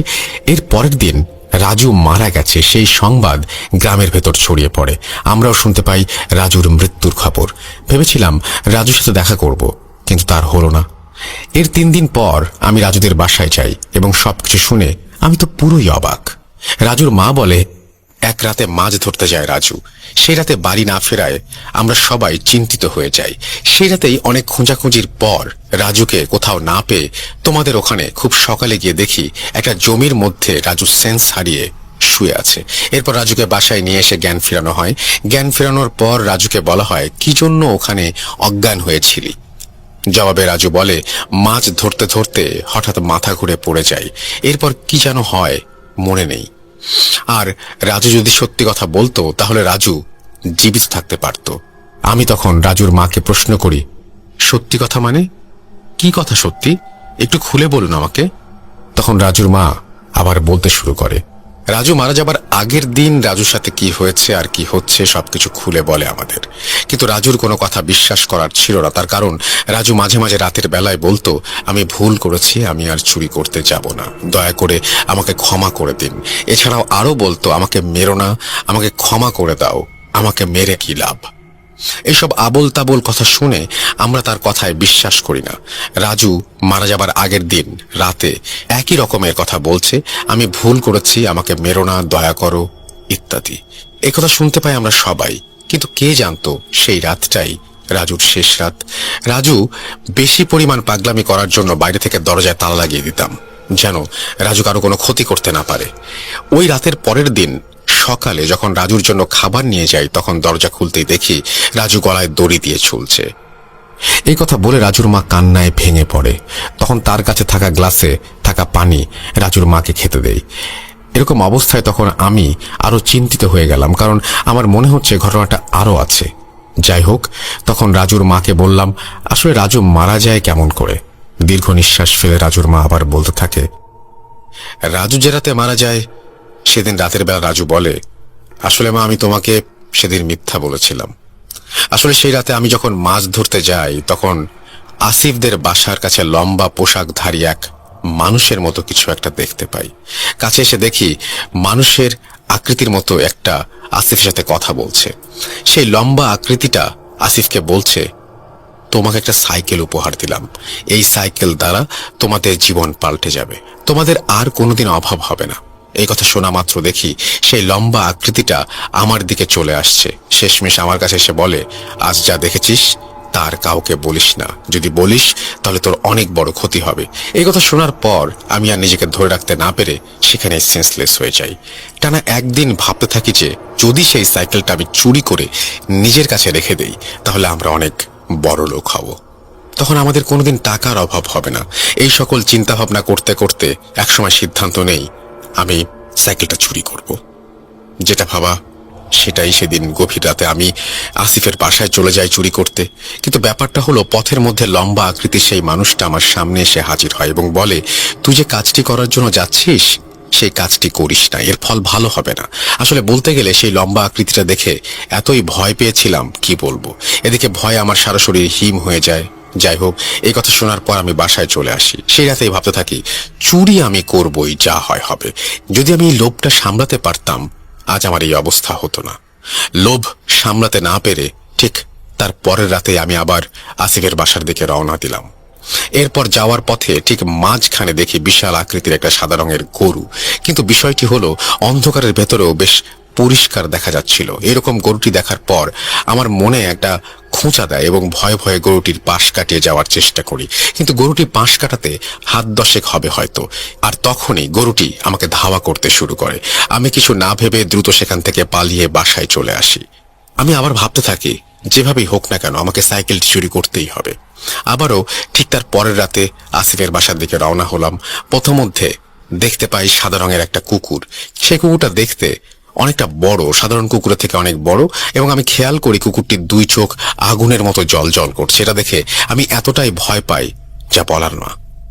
এরকম দৃশ্য দেখার জন্য আমি একেবারেই প্রস্তুত ছিলাম না। এই দৃশ্য দেখার পর আমার গলা শুকিয়ে কাঠ হয়ে যায়। এরপর সেই কুকুরটি আমাকে কিছুটা বলতে থাকে। আমাকে যখন কিছু বলতে থাকে তখন আমি আরো বেশি অবাক হয়ে যাই। এইসব চিন্তা ভাবনাতে একবার আমার মনে হচ্ছিল আমি আর বাঁচবো না, মনে হচ্ছে এখানেই মারা যাব, এটা আমার শেষ রাত। এদিকে আমার তো ভয়ে সারা শরীর ভিজে যাচ্ছে, মনে হচ্ছে এখনই গোসল করলাম। এরপর আমি কিছু না ভেবে দৌড় দিতে শুরু করি, আর ঠিক তখনই সেই কুকুরটা অদৃশ্য হয়ে যায় এবং তখন একটা শীতল বাতাস অনুভব করি। এরপর আমি সেখানেই সেন্স হারিয়ে ফেলি। কিন্তু অবাক করা বিষয় হলো আমি যখন ঘুম থেকে উঠে দেখতে পাই আমি আমার ঘরে শুয়ে আছি। এটা দেখার পর আমি আরো বড় একটা ধাক্কা খাই, কারণ আমি যদি স্বপ্নে সবকিছু দেখতাম তাহলে আমার বিছানায় মাটি লেগে আছে কিভাবে? কিন্তু আমার বেশ ভালোই মনে আছে আমি খালি পায়ে হেঁটে গেছি, যার জন্য আমার পায়ে থাকা মাটি বিছানায় লেগে আছে। এটা কোনোদিন স্বপ্ন হতে পারে না। এইসব ঘটনা আমি তোমার থেকে লুকিয়ে বিশাল ভুল করে ফেলেছি। আসলে আমার মোটেও উচিত ছিল না এটা করার। এই কথা বলে রাজু ভেঙে পড়ে এবং আমাকে জড়িয়ে ধরে কান্না করতে থাকে আর বলতে থাকে, মা, আমি মোটেও পাগল নই, আমি যা যা বলেছি সব সত্যি। এই কথা শোনার পর রাজুকে সান্ত্বনা দিয়ে আমি বলি, আচ্ছা ঠিক আছে, কাল সকালে তোকে একটা ভালো হুজুরের কাছে নিয়ে যাব। আসলে কে জানতো রাজুর মুখটা আর কোনোদিন দেখতে পাবো না। কে জানতো সে রাতেই সে মারা যাবে। আগে যদি রাজুর সব কথা বিশ্বাস করতাম তাহলে রাজুকে হয়তো হারাতে হতো না। আমাদের একটা ভুলের জন্য আজ রাজু নেই। এই কথা বলে রাজুর মা ঘটনা শেষ করেন। তখন এই ঘটনা রাজুর মায়ের মুখ থেকে শুনে আমার চোখে পানি চলে আসে। যাই হোক, এরপর আমার বাসায় ফিরে আমি চলে আসি। এর 2 দিন পর থেকে আমাদের বাসার ওয়াল করে দেওয়ার জন্য কাজ শুরু করে দেই, অর্থাৎ বিল্ডিং এর কাজ শুরু করে দেই এবং 28 দিনের ভেতরে আমাদের বাসা সম্পূর্ণ হয়ে যায়। কিন্তু আমার যাবতীয় কার্যক্রম অর্থাৎ নামাজ পড়া, কোরআন চালিয়ে যাই এবং প্রতি রাতেই সেই জিনটি কোরআন তেলাওয়াত শুনতে আসে। এই কথা বলে আসিফ তার ঘটনাটি থামিয়ে দেয়। কি ভাবছেন সবাই? এখানেই ঘটনা শেষ? আর একটু ধৈর্য ধরুন, শুনতে থাকুন। যাই হোক, সেদিন রাতের মতো আমি আসিফের বাসা থেকে বিদায় নিয়ে চলে আসি। আনুমানিক 1.5 থেকে 2 মাস হবে হয়তো। এর মাঝে আসিফের বাসায় আর যাওয়া হয়নি। হঠাৎ একদিন আসিফের ফোন আসে আমার ফোনে। আসিফ বলে, দোস্ত, তুই আমার বাসায় এক্ষুনি চলে আয়, তোর সাথে কথা আছে আমার। তখন আসিফকে জিজ্ঞেস করে বসলাম, কেন, কি হয়েছে? তোর পরিবারের কেউ খুব অসুস্থ নাকি? তখন আসিফ বলে, ধুর, এই সব কিছু না, তোকে আসতে বলছি, তুই আমার বাসায় আয়। আসিফকে আমি বলছি, ফোন কেটে দে। তখন ঠিক রাত 11:13 বাজে। আমি খুব দ্রুত রেডি হয়ে আসিফের বাসায় চলে যাই। যাওয়ার পর সরাসরি আসিফের রুমে চলে যাই এবং আসিফ তখন আমাকে বসতে বলে। আসিফের রুমে বসার পরে এদিক ওদিক তাকাতে তাকাতে দেখি আসিফের রুমে সেই সাইকেলটি নেই। সাইকেলটি কোথায় কথা বলা মাত্র আসিফ বলে ওঠে, এই জন্যই তোকে আমার বাসায় নিয়ে আসা। আসলে সেদিনের মতো তোর থেকে বিদায় নিয়ে আসার পথে একটা চাচা বলে ওঠে, কি ব্যাপার ভাতিজা, শুনলাম জিন আজকাল তোমাকে সাহায্য করছে, যার জন্য তোমাদের আর অভাব নেই। আজকাল দেখছি জিনও তোমাদের সাহায্য করে। এরকম কথা বলে হাসি ঠাট্টা করতে থাকে। তখন চাচাকে আমি বললাম, চাচা, আপনি কি পাগল হলেন নাকি? জিন আমাকে কি জন্য সাহায্য করবে? এই কথা বলে দ্রুত সেখান থেকে চলে আসি। এর পরের দিন আরো 3 জন মানুষ একই কথা বলে। এর পরের দিন আরো 2 জন মানুষ একই কথা বলে। এইভাবে কিছুদিন যাওয়ার পর মানুষের মুখে মুখে এই কথা শুনতে থাকি। এবার আমি রীতিমতো অবাক, কারণ আমার সাথে ঘটে যাওয়া ঘটনা আমি বা আমার পরিবারের কেউ তো বলিনি। তাহলে এই কথাগুলো মানুষ কেমন করে জানলো? তখন মনে হলো রাজুর মা এরকম কাজ করেছে হয়তো। তার কারণ আমার পরিবার ব্যতীত রাজুর মা সব জানে। কাল রাতে প্রতিনিয়ত নামাজ পড়ে কোরআন পড়তেছিলাম, কিন্তু কোরআন পড়ার সময় সেই জিনটিকে আমি আর দেখতে পাই না। আসলে কি হয়েছে জানি না। যাই হোক, কাল রাতে ঘুমিয়ে পড়ি এবং ঘুমের মাঝে স্বপ্ন দেখি জিনটা আমার কাছে এসে বলছে, আমার জিনিস আমি ফেরত নিয়ে গেলাম, আমি আর কোনোদিন আসবো না। এই স্বপ্ন দেখার পর আমার ঘুম ভেঙে যায়। এরপর বিছানা থেকে না উঠে আবার ঘুমিয়ে পড়ি এবং সকালে উঠে দেখি সাইকেলটি আমার রুমে নেই। আশ্চর্য বিষয় হলো, আমি কাল রাতে ঘুমানোর সময় সাইকেলটি দেখতে পাই। সাইকেল যে চুরি করে নিয়ে যাবে সেটাও সম্ভব না, কারণ আমার ঘরের ভেতর থেকে লক করা ছিল এবং আমাদের বাসা সম্পূর্ণ ইট দিয়ে তৈরি। তাহলে সাইকেলটি উধাও হলো কেমন করে? আমি কোনো কিছু বুঝতে না পেরে তোকে ফোন দেই আমার বাসায় আসার জন্য। এই সাইকেলটির জন্য একটা মানুষ আমার উপরে কালো জাদু করেছিল, কিন্তু এই কালো জাদু থেকে আমি রক্ষা পেয়েছিলাম। তখন আমি আসিফকে জিজ্ঞেস করলাম, কালো জাদু মানে? কে এই জঘন্য কাজ করেছিল? কে কালো জাদু করেছিল এবং কেন করেছিল, একটু বুঝিয়ে বলতো আমায়। আসিফ তখন বলে, না রে দোস্ত, আজকে আমার মন ভালো নেই এই ঘটনার জন্য, পরে একদিন বলবো সময় করে। যাই হোক, এই পর্যন্ত ছিল আসিফের মুখ থেকে শোনা। এরপর আমি আসিফকে বলি, বন্ধু, তোকে না জানিয়ে একটা ছবি তুলেছিলাম তোর সাইকেলটির, কারণ এটা আমার খুব পছন্দের ছিল তার জন্য। এই কথা আসিফকে বলার পর আমার মোবাইল বের করি আসিফকে ছবিটি দেখানোর জন্য। ফোনের গ্যালারিতে সাইকেলটির ছবি খুঁজতে থাকি, কিন্তু অবাক করা বিষয় হলো আমার ফোনের সমস্ত জায়গায় সেই ছবিটি খুঁজে পাচ্ছি না। আমি তখন খুব চিন্তায় পড়ে যাই, তার কারণ আমার বেশ ভালো মনে আছে আমি সাইকেলটির ছবি তুলে রেখেছিলাম এবং 2 দিন আগেও সেই ছবিটি আমি দেখেছি। তাছাড়া আরেকটা কথা হলো, আমি তো কখনো ছবি ডিলিট করি না, তাহলে কেমন করে উধাও হলো? আবার এও চিন্তা করতে থাকি, রাজুর মৃত্যু কি করে হলো সেটা কি কেউ বলতে পারে না? আসলে আমি নিজেও অনেক অবাক, কারণ সাইকেল উধাও, রাজুর রহস্যময় মৃত্যু, এই দুটো ঘটনা আজও অজানা রয়ে যায়। আমি আজও এসব রহস্যের ঘটনা ভুলতে পারি না। এই ছিল আমার ঘটনা। থ্যাংক ইউ রাসেল ভাই, Shakib again. You are most welcome. Rasel ভাই, এখন যে স্টোরিটা শেয়ার করবো, এই স্টোরিটা হচ্ছে 2008 এর একটা ঘটনা। এই জি। স্টোরিটা হচ্ছে আমার এক ছোট মামা, ওর নাম হচ্ছে রাকিব সরকার। রাসেল ভাই, সরাসরি স্টোরিতে চলে যাচ্ছি। জি। তো রাসেল ভাই, ও একটা টাইম হচ্ছে মাদ্রাসা স্টুডেন্ট ছিল, বা মাদ্রাসা স্টুডেন্ট থাকাকালীন অবস্থায় তো ওর মাদ্রাসার পড়ালেখা ওর ভালো লাগছে না। তো ওর বাবাকে বলে যে, আব্বু আমার মাদ্রাসার পড়া ভালো লাগছে না, আমি মাদ্রাসা লাইনে পড়বো না। তো তারপরে হচ্ছে ওর বাবা ওকে নিয়ে এসে একটা তারাগঞ্জে, একটা রংপুর জেলা তারাগঞ্জ থানার একটা গ্রামের স্কুলে ওকে ভর্তি করা দেয় আর কি। তো হয় কি যে সামার ভ্যাকেশনে সব স্কুল থেকে হচ্ছে পিকনিকে চলে যায়, তো ওদের স্কুল থেকে যথারীতি পিকনিকে যাওয়া হয় আর কি। তো দেখা যাচ্ছে যে রংপুর থেকে প্রায় অনেক দূরেই ছিল, বাহিরে একটা পিকনিক প্লেস ছিল। তো ওখানে থেকে তারা পিকনিক শেষ করে তো দেখা গেল যে ফিরতে ফিরতে রাত 12টা হয়ে যায়। তো সবাই জানে যে আপনার হচ্ছে পিকনিকের বাসগুলো ফার্স্ট অফ অল স্কুলে আসে, স্কুল থেকে যে যার মতো বাসায় চলে যায়। তো ও বাসায় স্কুলে চলে আসে, আসার পর ওর একটা ফ্রেন্ড ছিল, তো ফ্রেন্ডের নাম পারভেজ। তো পারভেজ সহ দুজন আসতেছিল। তো পারভেজ বলে, দোস্ত এখন তো রাত হয়ে গেছে, তো প্রায় 12টা বাজে, তুই আজকে আমার বাসায় থেকে যা। তো বলে, দোস্ত না থাকা যাবে না, আম্মুর আগারাগি করবে, বাসা তো পাশেই। তো বলে রাখি যে পারভেজের বাসা থেকে ওর বাসা যাইতে মাত্র 20 মিনিট টাইম লাগে আর কি। তো বলে যাইতে পারবো। তখন দেখ, ভেবে দেখ, অনেক রাত কিন্তু, ভয় পাবি আবার। না, কিচ্ছু হবে না। তো এই বলে ওখান থেকে রওনা দেয়। তো দেওয়ার পর ও একটু ওর পারভেজের বাসা থেকে প্রায় 10-15 মিনিট হাঁটার পর ওর কেমন জানি একটু গা শিরশির করছে, হঠাৎ করে লোম দাঁড়া যাচ্ছে, একটু ভয় ভয় কাজ করছে। তো ও ভাবলো একা একা আসতেছি, আর সেই সময় শীতকাল ছিল, জি। যদিও ফেব্রুয়ারির দিকে, ফেব্রুয়ারির শেষের দিকে একটু একটু হালকা ঠান্ডা থাকে, আর উত্তরবঙ্গে তো এমনিতেই অনেক প্রচুর ঠান্ডা। তো ও বললো যে হয়তো বা সোয়েটার নিয়ে আসি নাই, হয়তো বা এরকম ফিল হচ্ছে। বাট ও ওখান থেকে জাস্ট ও যত স্টেপ সামনে যাচ্ছে তত ওর ভয়টা জেগে বসছে ওর বডিতে, কেমন যেন ফিল হচ্ছে। তো আসলে ভাই, ওকে বাসা আসতে হলে একটা বাসঝাড় ক্রস করতে হবে ফার্স্ট অফ অল। তো ফার্স্ট অফ অল যখন ওর বাসঝাড়টা ক্রস কাছে আসে, তো দেখতেছে বাসঝাড়গুলো অটোমেটিক দুলছে। তো ভাবলো এখন কোনো ঝড় নেই, কোনো কিছু না, ওয়েদার অনেক কুল, তারপরে কেন এত বাসঝাড় নড়ছে বা সামথিং লাইক। তো ও ওটা মাথায় না নিয়ে, ও মাদ্রাসা স্টুডেন্ট, একটু বুঝতে পারছে যেহেতু এত রাত, হয়তো তার সামথিং ইজ রং, কোনো একটা প্রবলেম হতে পারে।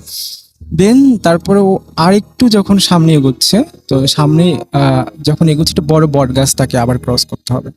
রাসেল ভাই, বট গাছটার কাছে যখন আসে, হঠাৎ করে বড় একটা ডালটা অনেক কাঁচা ছিল, ওর সামনে ভেঙে পড়ে। ওর প্রায় হচ্ছে 2 হাত সামনে ভেঙে পড়ে, আর একটু হলো ওর মাথায় পড়তো। তো ও এটা নিয়ে খুবই ভয় পাচ্ছে। তো এত রাতে তো গ্রামের লোকজন দেখে যে 7টার মধ্যে সবাই ঘুমিয়ে পড়ে। তো ও ভাবলো যে চিল্লাচিল্লি করলেও কেউ শুনবে না। তো তারপরে ও যেহেতু মাদ্রাসা স্টুডেন্ট, ও একটু মানে দোয়া জানে, ওগুলা মনে মনে পড়ছে। তো এখনো ভাবলো যদি আমি এই রাস্তা আমার জন্য খুবই রিস্কি হয়ে যাচ্ছে, তো আমি একটা বাইপাস ইউজ করতে পারি। দেন ও কি করলো যে বাইপাসটা ইউজ করে রাসেল ভাই ও তাড়াতাড়ি বাসায় যেতে পারবে। তো ভাবলো যে আমি ভিতর দিয়ে যাই, তাড়াতাড়ি যেতে পারবো আর কি। তখন ও টার্ন নেয় হচ্ছে বাইপাস রোডের দিকে। দেন যখন যাওয়া শুরু করে, তো রাসেল ভাই ও আর একটু যেহেতু পাকা রাস্তা থেকে কাঁচা রাস্তায় তাকে নামতে হবে, তো কাঁচা রাস্তাটা নামার পর সে ফিল করতে পারছে যে একটা হাসি, অট্ট একটা হাসি। তো তারপরে ও জোরে জোরে দোয়াদুত পড়তে শুরু করে আর বলতে থাকে, দেখ আমি তোর কোনো ডিস্টার্ব করছি না, সো দ্যাট তুই আমাকে ডিস্টার্ব করিস না, আর তুই ভালো করে জানিস আমি তোর কি করতে পারি। তো রাসেল ভাই তারপরে হাসিটা আরো বেশি হচ্ছে।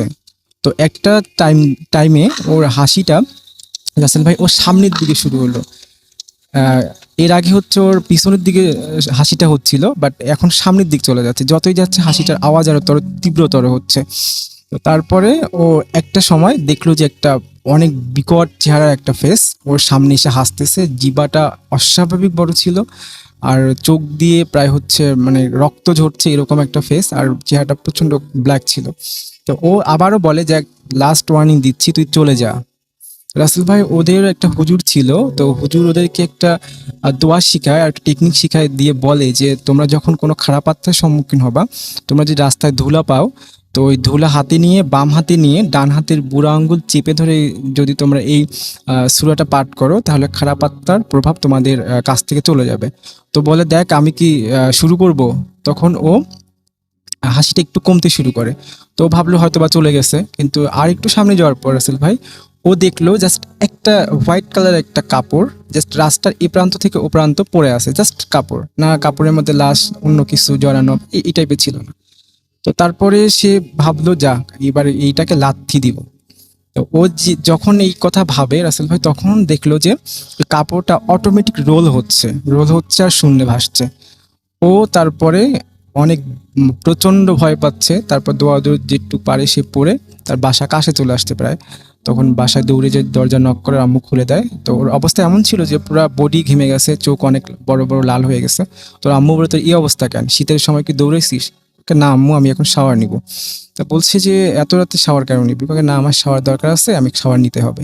তো রাসেল ভাই ও শাওয়ার নেওয়ার আগে ও যখন ওর বেডরুমে যায়, তো যাওয়ার পর ওখান থেকে টাওয়েল নিবে, নেওয়ার সময় দেখে ঘড়িতে যেখানে ওর আসতে লাগতো 20 মিনিট টাইম, সেখানে 1 ঘন্টা 20 মিনিট টাইম লেগে গেছে। তখন ভাবে তাহলে 1 ঘন্টা সে কোথায় ছিল। বাট সে যে প্রথমে বাঁশঝাড়ের যে একটা প্রবলেম ক্রিয়েট হলো ওটা ফেস করলো, দেন হচ্ছে বট গাছ, দেন হচ্ছে ওই যে বিকট চেহারার যে ফেসটা, দেন হচ্ছে কাপড়, কিন্তু এইটা ক্রস তো এত টাইম লাগার কথা না। বাট তার 1 ঘন্টা 20 মিনিট টাইম লেগে গেছে। বাট তারপরে ও সকালে প্রচণ্ড রকমের অসুস্থ হয়ে যায়।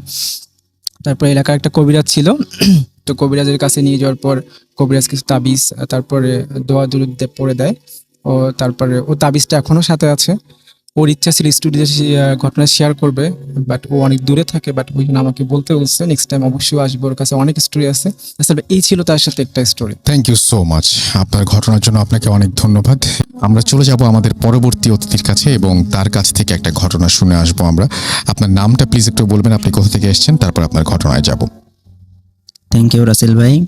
আমি মেহেদি হাসান, আমি মিরপুর থেকে এসেছি। আমার দেশের বাড়ি গোপালগঞ্জ জেলার কোটালীপাড়া উপজেলায়। তো আমি আজকে যে ঘটনাটা আপনাদের সাথে শেয়ার করতে চাই, এই ঘটনাটি ঘটেছে গোপালগঞ্জ জেলার কোটালীপাড়া উপজেলায়। ঘটনাটি ঘটেছে রাসেল ভাই আমার নানার সাথে। তো আমি আমার নানার মুখ থেকে ঘটনাটা শুনেছি, সেই ঘটনাটি আজকে আমি আপনাদের কাছে শেয়ার করতে চাই। জি। তো আমার নানা আগেরকালের মানুষ, তো তখন তারা একটু মাছ টাছ এইগুলা ধরতো। তো নানা রাতের বেলায়, বেশিরভাগ সময়টা রাতের বেলায় মাছ ধরতো, কারণ রাতের বেলায় অনেক মাছ পাওয়া যায়। তো রাতের বেলায় নৌকা নিয়ে আর সে মাছ ধরতে যেত। তো তার ছোট একটা ভাই ছিল, তার ভাইকে নিয়ে সে মাছ ধরতে যায়। দুজন মিলে রাতের বেলা যখন মাছ ধরতে যায়, তো যারা যে বিলে মাছ ধরতে যায় সেই বিলের সাইডে একটা বাগান থাকে। ওই বাগানের আশপাশে তেমন একটা যেত না, কারণ ওই বাগানে নাকি অনেক সময় অনেক কিছু অদ্ভুত টাইপের কিছু একটা দেখা যেত। তো অনেক সময় অদ্ভুত দেখা যেত, কখনো কখনো দেখা যেত যে অর্ধেক ঘোড়া অর্ধেক মানুষ এরকম টাইপের কিছু একটা দেখা যেত, যার কারণে ওই বাগানের আশপাশে তেমন একটা ঘোরাঘুরি কেউ করতো না, কেউ যেত না। তো মাছ ধরতে ধরতে, অনেক সময় মাছ ধরতে ধরতে তারা দুজন ওই বাগানের কাছে চলে যায়। কাছে চলে যাওয়ার পরে হঠাৎ করে নানা খেয়াল করে যে আমি তো সেই বাগানটার কাছে চলে আসছি, এখন মানে ওইখানে তো যাওয়া ঠিক না। তো তারপরে নানা তার ছোট ভাইকে বলে যে চল আজকে আর মাছ ধরবো না, আমরা বাড়িতে চলে যাই। তো এটা বলে যখন সে মানে কি পরিমাণে মাছ ধরছে এটা দেখার জন্য নৌকার দিকে তাকায়, তো দেখে যে সেই নৌকার ভিতরে কোনো মাছই নেই, সব মাছগুলা মানে কি হয়েছে সে নিজেও জানে না। তারপরে সে তার ছোট ভাইকে বললে যে আমি তো এত অনেক মাছ ধরলাম, তো এইগুলা কি হইলো? সে তার ছোট ভাই একটু ভয় পায়। তো নানা বুঝতে পারে যে না, বিষয়টা আসলে স্বাভাবিক না, এটা অন্য কিছু হয়তো। তো নানা বলে চল আজকে আর মাছ ধরা লাগবে না, আমরা আজকে বাড়ি চলে যাই। বাড়ি চলে যায় এটা বলে যখন তারা মানে বাড়ির দিকে রওনা দিল, তো নৌকা করে বাড়ির দিকে যাইতেছে, তাদের বাড়ি যাওয়ার সময় একটা ব্রিজ ক্রস করতে হয়। তো ব্রিজের নিচ দিয়ে তো যায়, ব্রিজের দুই পাশে দুইটা তাল গাছ আর দুইটা তাল গাছ আছে। তো নানা যখন ব্রিজের কাছ পর্যন্ত আসে, তখন সে হঠাৎ করে দেখতে পায় যে মানে কি ধরনের একটা আকৃতি, মানে অনেকটা লম্বা, অনেক দুইটা পা, মানুষের মতো দুইটা পা, একটা পা তাল গাছের এই পারে দেওয়া, আর একটা পা ওই তাল গাছের আর এক পাতায় দেওয়া। তো এইটা দেখে তার ছোট ভাই হঠাৎ করে ভয় পেয়ে যায়। তার ছোট ভাই ভয় পাওয়ার কারণে তারপরে নানা একটু সাহস করে তাকে বলে না আসলে সব কিছু না, তুই চল, কিছু হয়নি।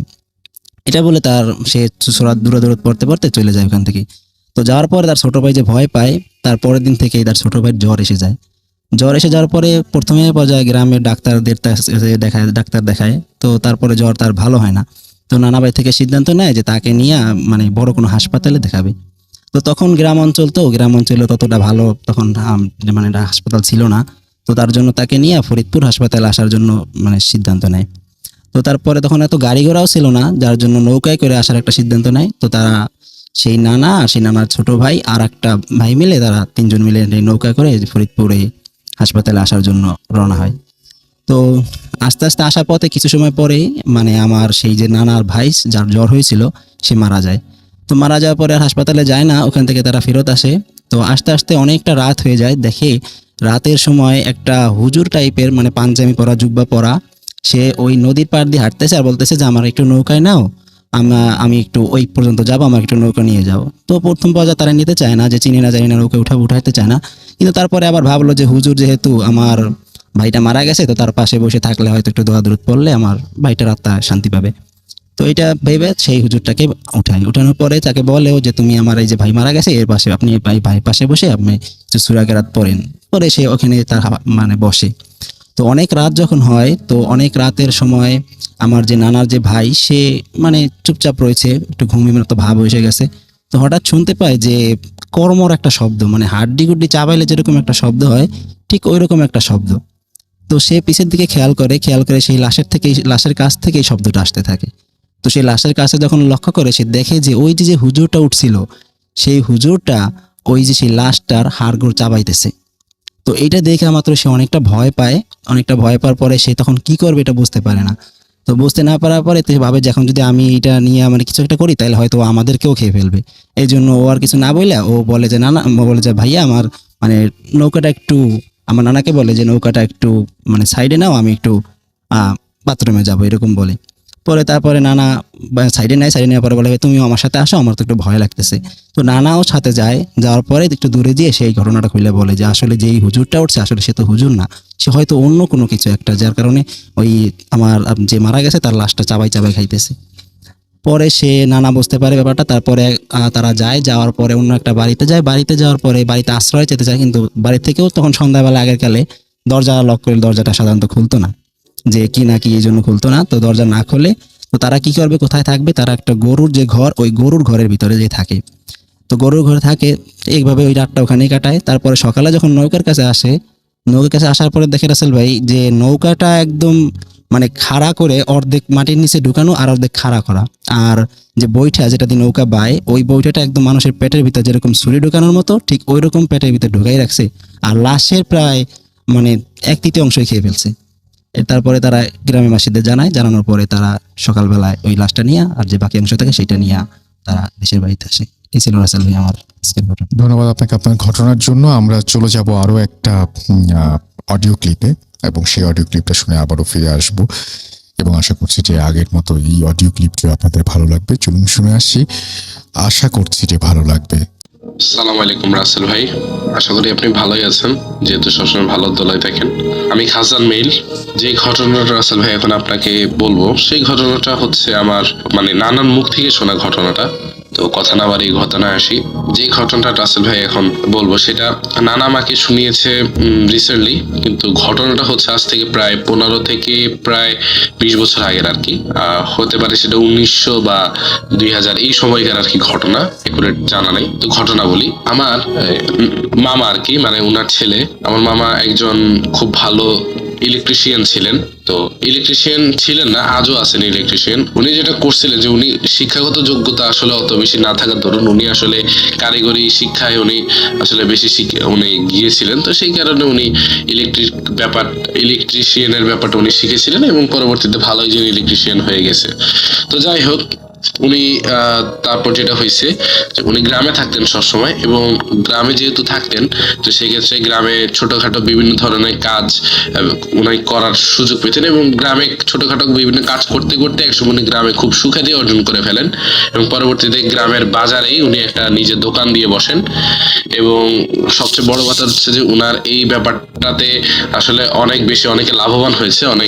উনি খুব ভালো কাজ করার দরুন কম টাকায় উনি খুব ভালো কাজ করে দিতেন, সে কারণে ওনার সুখ্যাতি ছড়িয়ে পড়েছিল, এবং উনি দেশের বিভিন্ন জায়গায় গিয়েও ছোট বড় বিভিন্ন শপিং মল, কমপ্লেক্স, অ্যাপার্টমেন্ট এইগুলোতে বিভিন্ন ধরনের কাজ করে থাকেন আর কি, করছিলেন। তো ওনার ইনকামটা বেশ হচ্ছিল। তো আসলে আমি বলে রাখি আপনাকে যে উনি যে মানে বাজারে আসলে এই দোকান ছিল ওনার। ওই দোকানটার আরো আশেপাশে আরো 2-4টা মানে এরকম ইলেকট্রিশিয়ানদের দোকান ছিল, কিন্তু দুর্ভাগ্যবশত ওই ইলেকট্রিশিয়ানরা আমার মামার জন্য বেশি একটা ইনকাম করতে পারতেন না, কারণ আমার মানে সমস্যা যদি কারো হতো সবাই আসলে আমার মামার কাছে সমস্যা নিয়ে চলে আসতো, ওনাদের কাছে আর কেউ যেত না, ফলে ওনাদের ইনকামটা দিন দিন কমতে থাকে। তো যেটা হলো যে আমার মামা খুব ভালো করে দিনকাল যাপন করছিলেন, ওনার খুব ভালো দিনকাল যাচ্ছিল।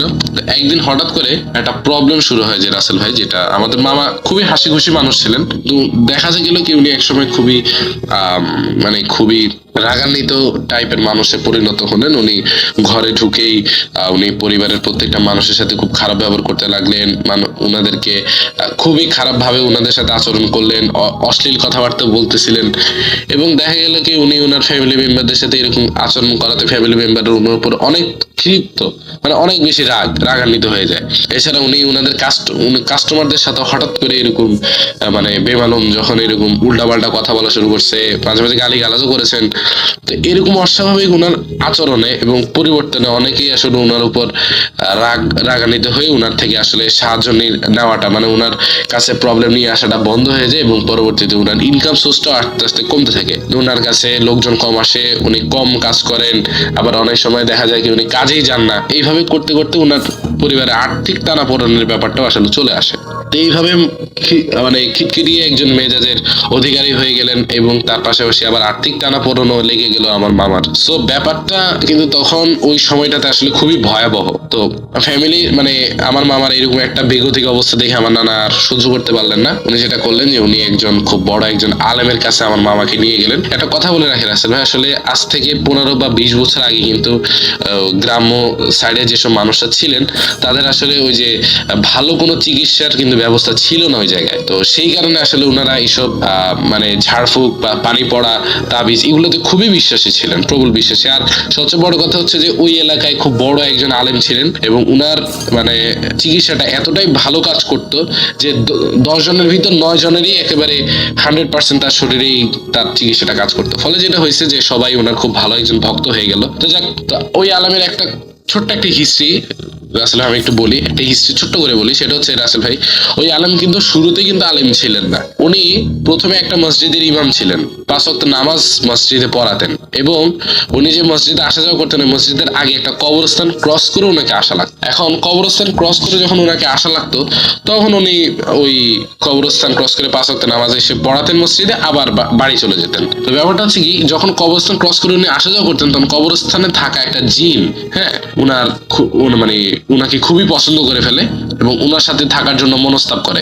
এবং পরবর্তীতে একদিন ওই ইমাম সাহেব যখন রাতে ঘুমাচ্ছিলেন উনার বাড়িতে, তখন ওই জিনটা আসলে ওনার সামনে এসে হাজির হয় এবং ওনাকে নির্ভয় দিয়ে বলেন যে হুজুর দেখুন, আমি আপনার কোনো ক্ষতি করবো না, জাস্ট আমার একটাই নিবেদন যে আমি আপনার সাথে থাকবো। তো হুজুর চিন্তা করলো যে এই জিনকে দিয়ে যদি আমি আসলে মানুষের ভালো কিছু করতে পারি তাহলে আমার যেরকম সুখ্যাতিও হবে, আমার 2 পয়সা আমি রোজগারও করতে পারবো, এছাড়া আমি ভালোও থাকতে পারবো। তো উনি সেই দিনটাকে সাথে সাথে বললো যে ঠিক আছে, আমি তোমাকে আমার সাথে রাখবো, তবে আমার 2টো শর্ত আছে। সেই শর্তটা হচ্ছে, প্রথম শর্তটা হচ্ছে যে তুমি আমার কোনো ক্ষতি করতে পারবে না, আর দ্বিতীয়টা হচ্ছে যে আমি যা বলবো তুমি তা করবা। সেই দিনটাও রাজি হয়ে যায় এবং পরবর্তীতে আসলে উনি ওনার এরকম একটা চিকিৎসা দরবার খুলে বসেন, যেখানে আসলে প্রত্যেক দিন প্রায় দেখা যায় কি 100-150 রোগী ওনার কাছে আসে চিকিৎসা নেওয়ার জন্য, এবং দূর দূরান্ত থেকেও বিভিন্ন রোগী আসে চিকিৎসা নেওয়ার জন্য, কারণ ওনার চিকিৎসাতে যে খুব ভালো ফলাফল পাওয়া যায়। মানে সবারই একটা ধারণা ছিল যে ওনার কাছে গেলেই সুস্থ হয়ে যাবে। তো আমার নানা খুব ভালো একজন মানে নামাজ পড়তেন, উনি সবসময় 5 ওয়াক্ত নামাজ পড়ার কারণে উনি ওই আলেমের কাছে আমার মামাকে নিয়ে যান। আলেমের কাছে যখন আমার মামাকে নিয়ে যান তখন ওই আলেম তাকে দেখেই মানে আমার নানা এবং আমার মামাকে দেখেই বললেন যে আপনারা দাঁড়ান, আপনাদের ভেতরে আসা লাগবে না, আমি আপনাদের সমস্যাটা জানি, আপনারা একটু বাইরে দাঁড়ান। আমার নানা এবং মামা খুবই অবাক হয়ে গেলেন যে কি ব্যাপার, আমরা তো এখনো উনার ঘরেই ঢুকলাম না, উনি কেমনে বুঝলেন যে আমাদের সমস্যা আছে এবং আমাদের সমস্যাটা উনি জানলেন কেমনে? তখন 10 মিনিট পরে আলেম উনার ঘর থেকে বেরিয়ে এসে বললেন যে আমি আপনাদের সমস্যাটা খুব ভালো করে জানি এবং আপনাদের সমস্যার সমাধানকে আজকে আমি রাতেই করব। সুতরাং আপনারা এখন বাড়ি যান, আমি এশা নামাজের পরে আপনাদের বাড়িতে আসবো।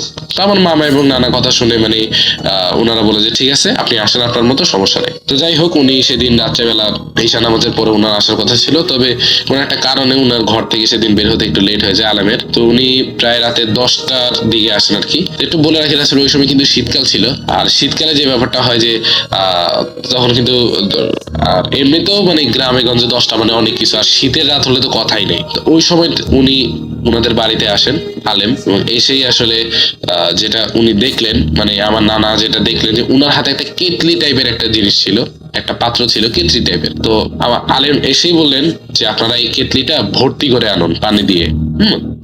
1 কেটলি পানি এটা ভর্তি করে আনুন, তবে পানিটা একেবারে বিশুদ্ধ হতে হবে। তো ওনারা যে পানিটা আসলে খেয়ে থাকেন, মানে টিউবওয়েলের যে পানিটা ওনারা খেয়ে থাকেন, ওই টিউবওয়েলের পানিটাই আসলে ভালো করে পরিষ্কার করে ওই টিউবওয়েলের পানিটাই আসলে আলেমের জন্য নিয়ে আসলেন। এবং আলেম তখন বলল যে ধন্যবাদ, আপনারা এখন মাটিতে বসেন, আমি খাটে বসতেছি, আর আমার মামাকেও খাটে বসতে বলা হলো। তা আমার মামা হচ্ছে খাটের নিচের অংশে, মানে খাটের পায়ের দিকের, খাটের পায়ের অংশে বসছে, আর মাথার অংশে বসছে হলো আলেম, আর আমার নানা নানি বসছেন হচ্ছে মাটিতে। তখন আমার নানাকে ওই আলেম নির্দেশ দিলেন যে আপনাদের ঘরে যত বাতি আছে সব নিভাই দেন। তো রাসেল ভাই তখনই না ওনাদের ওই জায়গায় মানে ইলেকট্রিসিটি ছিল না, ওনারা ওই যে হারিকেন বা ওই যে মোমবাতি জ্বালিয়ে আর কি ওনাদের দিন চলতো। তো বললো যে আপনাদের যত মোমবাতি আছে মোমবাতিগুলো নিভাই দেন। আর একটা কথা যে আপনারা এরপর থেকে যা দেখবেন সবকিছু শুধু দেখে যাবেন, আমি যতক্ষণ না কোনো কথা বলবো তার আগ পর্যন্ত আপনারা কোনো কথা বলবেন না। তো ওনারা সবগুলা বাতি নিভিয়ে দেন। ওনারা সবগুলা মোমবাতি নিভিয়ে দেওয়ার পরে আলেম তার কাজ শুরু করে। আলেম প্রথমে মোটামুটি প্রায় 5 থেকে 10 মিনিট বিভিন্ন ধরনের সূরা পড়তে থাকে, এবং সূরা পড়ার পরে যেটা করে যে উনি একটু চুপ হয়ে যান, মানে অনেকগুলো সূরা পড়ে ফেলেন, এবং সূরা পড়ার পরে উনি একসময় চুপ হয়ে যান। তো চুপ হয়ে যাওয়ার পর উনি খুব লম্বা করে একটা ফু দেন ওই পানিটার ভেতর, যে পানিটা ওই কেতলিতে আছে, ওই কেতলির পানিতে উনি লম্বা করে একটা ফু দেন, এবং ফু দিয়ে যেটা করেন যে ওই কেতলির পানিটা পুরো ঘরে একটা বার ছড়ায় দেন, ওই খাটে বসেই ছিটিয়ে দেন ওই পুরা ঘরের ভেতর ওই কেতলির পানিটা। তো যাই হোক, কেতলির পানিটা ছিটায় দেওয়ার সাথে সাথে রাসেল ভাই একেবারে সাথে সাথেই মনে হলো যে খুব ভারী একটা বস্তু, খুব ভারী, মানে প্রায় অনেকটা হলো যে কি বলি রাসেল ভাই, যে 100 কেজি ওজনের যদি একটা মানুষ মানে 3 তলা উঁচু থেকে যদি একটা মাটিতে পড়ে, মাটির উপর যেরকম একটা প্রেসার তৈরি হবে, ওই প্রেসারেই ওনাদের ঘরের টিনের উপর মনে হয় যে কিছু একটা পড়লো, এতটা শব্দ হয়েছে। এই শব্দে তো মানে আমার মামা নানা নানি সবাই ভয় পেয়ে গেছে, কিন্তু আলেম কিন্তু কোনো ভয় পান নাই। তো যেটা হলো রাসেল ভাই, যে সবাই যখন এই শব্দটা শুনে ভয় পেয়ে যান, আলেম তখন বসেই রয়েছে, উনি ওনার কাজ করে যাচ্ছেন। তো তখন ওই শব্দটা আস্তে আস্তে আস্তে আস্তে করে মনে হচ্ছে যে চালের উপর থেকে নিচের দিকে নেমে আসতেছে, এবং পরবর্তীতে ওনাদের ঘরের দরজা জানা রাসেল ভাই কিন্তু মোটামুটি বন্ধই ছিল, যেহেতু শীতের দিন বন্ধই ছিল। তখন ওনাদের ঘরের যে মানে ওই রুমের যে জানলাটা ছিল ওইটা এত জোরে রাসেল ভাই খুলে যায় যে মনে হলো যে কেউ যেন খুব জোরে ধাক্কা দিয়ে ওইটা ভেঙে ফেলতে চাইছিল, এমন জোরে খুলে যায়। খুলে যাওয়ার পরে রাসেল ভাই ওই জানলাটা দিয়ে খুব ভালো করে দেখা যাচ্ছে যে অন্ধকারের ভেতরে, এই অন্ধকারের ভেতরেও একটা সাদা জিনিস ঢুকে যাচ্ছে, খুব সাদা একটা জিনিস ঢুকে যাচ্ছে। সাদা জিনিসটা ঢুকে আস্তে আস্তে ধোঁয়াটা ঢুকতে ঢুকতে ঢুকতে ঢুকতে এবং পরবর্তীতে সম্পূর্ণ যখন ঢুকলো সেটা এসে আমার মামার পাশে এসে দাঁড়ালো। এখন মনে হতে পারে যে সাদা জিনিসটা কি, হয়তো হইতে পারে কোনো কিছু, কিন্তু সবচেয়ে অবাক করা যে রাসেল ভাই ব্যাপারটা হচ্ছে ওই সাদা ধোঁয়াটা যখন একটা রূপ ধারণ করলো, সবচেয়ে অবাক করা ব্যাপার হচ্ছে ওই সাদা ধোঁয়াটা আমার মামার রূপ ধারণ করছে। মনে হচ্ছে যে আমার মামার আর একটা কপি এই জায়গায় এসে দাঁড়াইলো, একেবারে হুবহু আমার মামা, পুরো চেহারা তার, পুরো মানে মামা ওই জিনিসটা দেখার পরে আর মানে উনি সেন্স রাখতে পারে নাই, উনি সেন্সলেস হয়ে পড়ে যান। তো আমার নানা নানিও প্রচন্ড ভয় পেয়ে যান যে এটা কিভাবে সম্ভব, মানে একটা মানুষের আরেকটা কপি তার পাশে এসে দাঁড়ালো। তো যাই হোক, তখন ওই আলেম ফিসফিসিয়ে কয়েকটা কথা বললো, মানে ফিসফিসিয়ে একেবারে আস্তে ফিসফিসিয়ে, যেটা আমার নানা এবং নানি কেউই বুঝে নাই, কিন্তু ওই আলেম ফিসফিসিয়ে কয়েকটা কথা ওই সাদা ধোঁয়াটাকে মানে ওই কপিটাকে কিছু কথা বললো, এবং ওই যে দ্বিতীয় যে জিনিসটা ওই সাদা ধোঁয়াটা ওই কথাগুলো শোনার পরে আবার ফিসফিসে একটা রিপ্লাইও ওই আলেমকে দিল, মানে তাদের মধ্যে একটা কনভারসেশন হলো, কথাবার্তা হলো। তো যাই হোক, যখন তাদের মধ্যে কথা হলো তখন আমার নানা দেখলো যে ওই সাদা ধোঁয়াটা মোটামুটি বোঝা যাচ্ছে, সাদা ধোঁয়ার চাল চলন বোঝা যাচ্ছে যে ওকে একটা কাজ দেওয়া হয়েছে এবং ও কাজটা করতে রাজি। তো তখন তখনই সাথে সাথে ওই সাদা ধোঁয়াটা আমার মামার ঠিক 2 হাতে,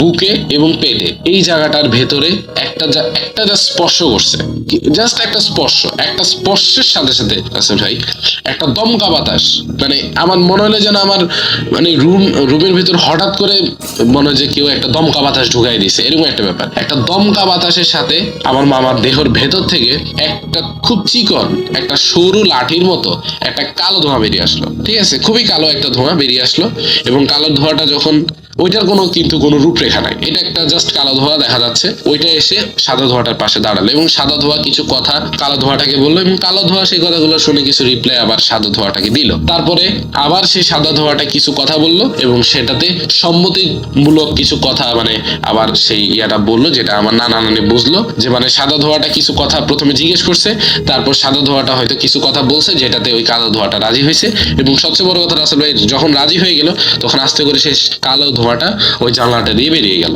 তো দমকা বাতাসের কারণে আসলে তখন মানে খুব খারাপ একটা অবস্থা, যে মোটামুটি সবকিছু ঘরে লড়ে চড়ে গেছে।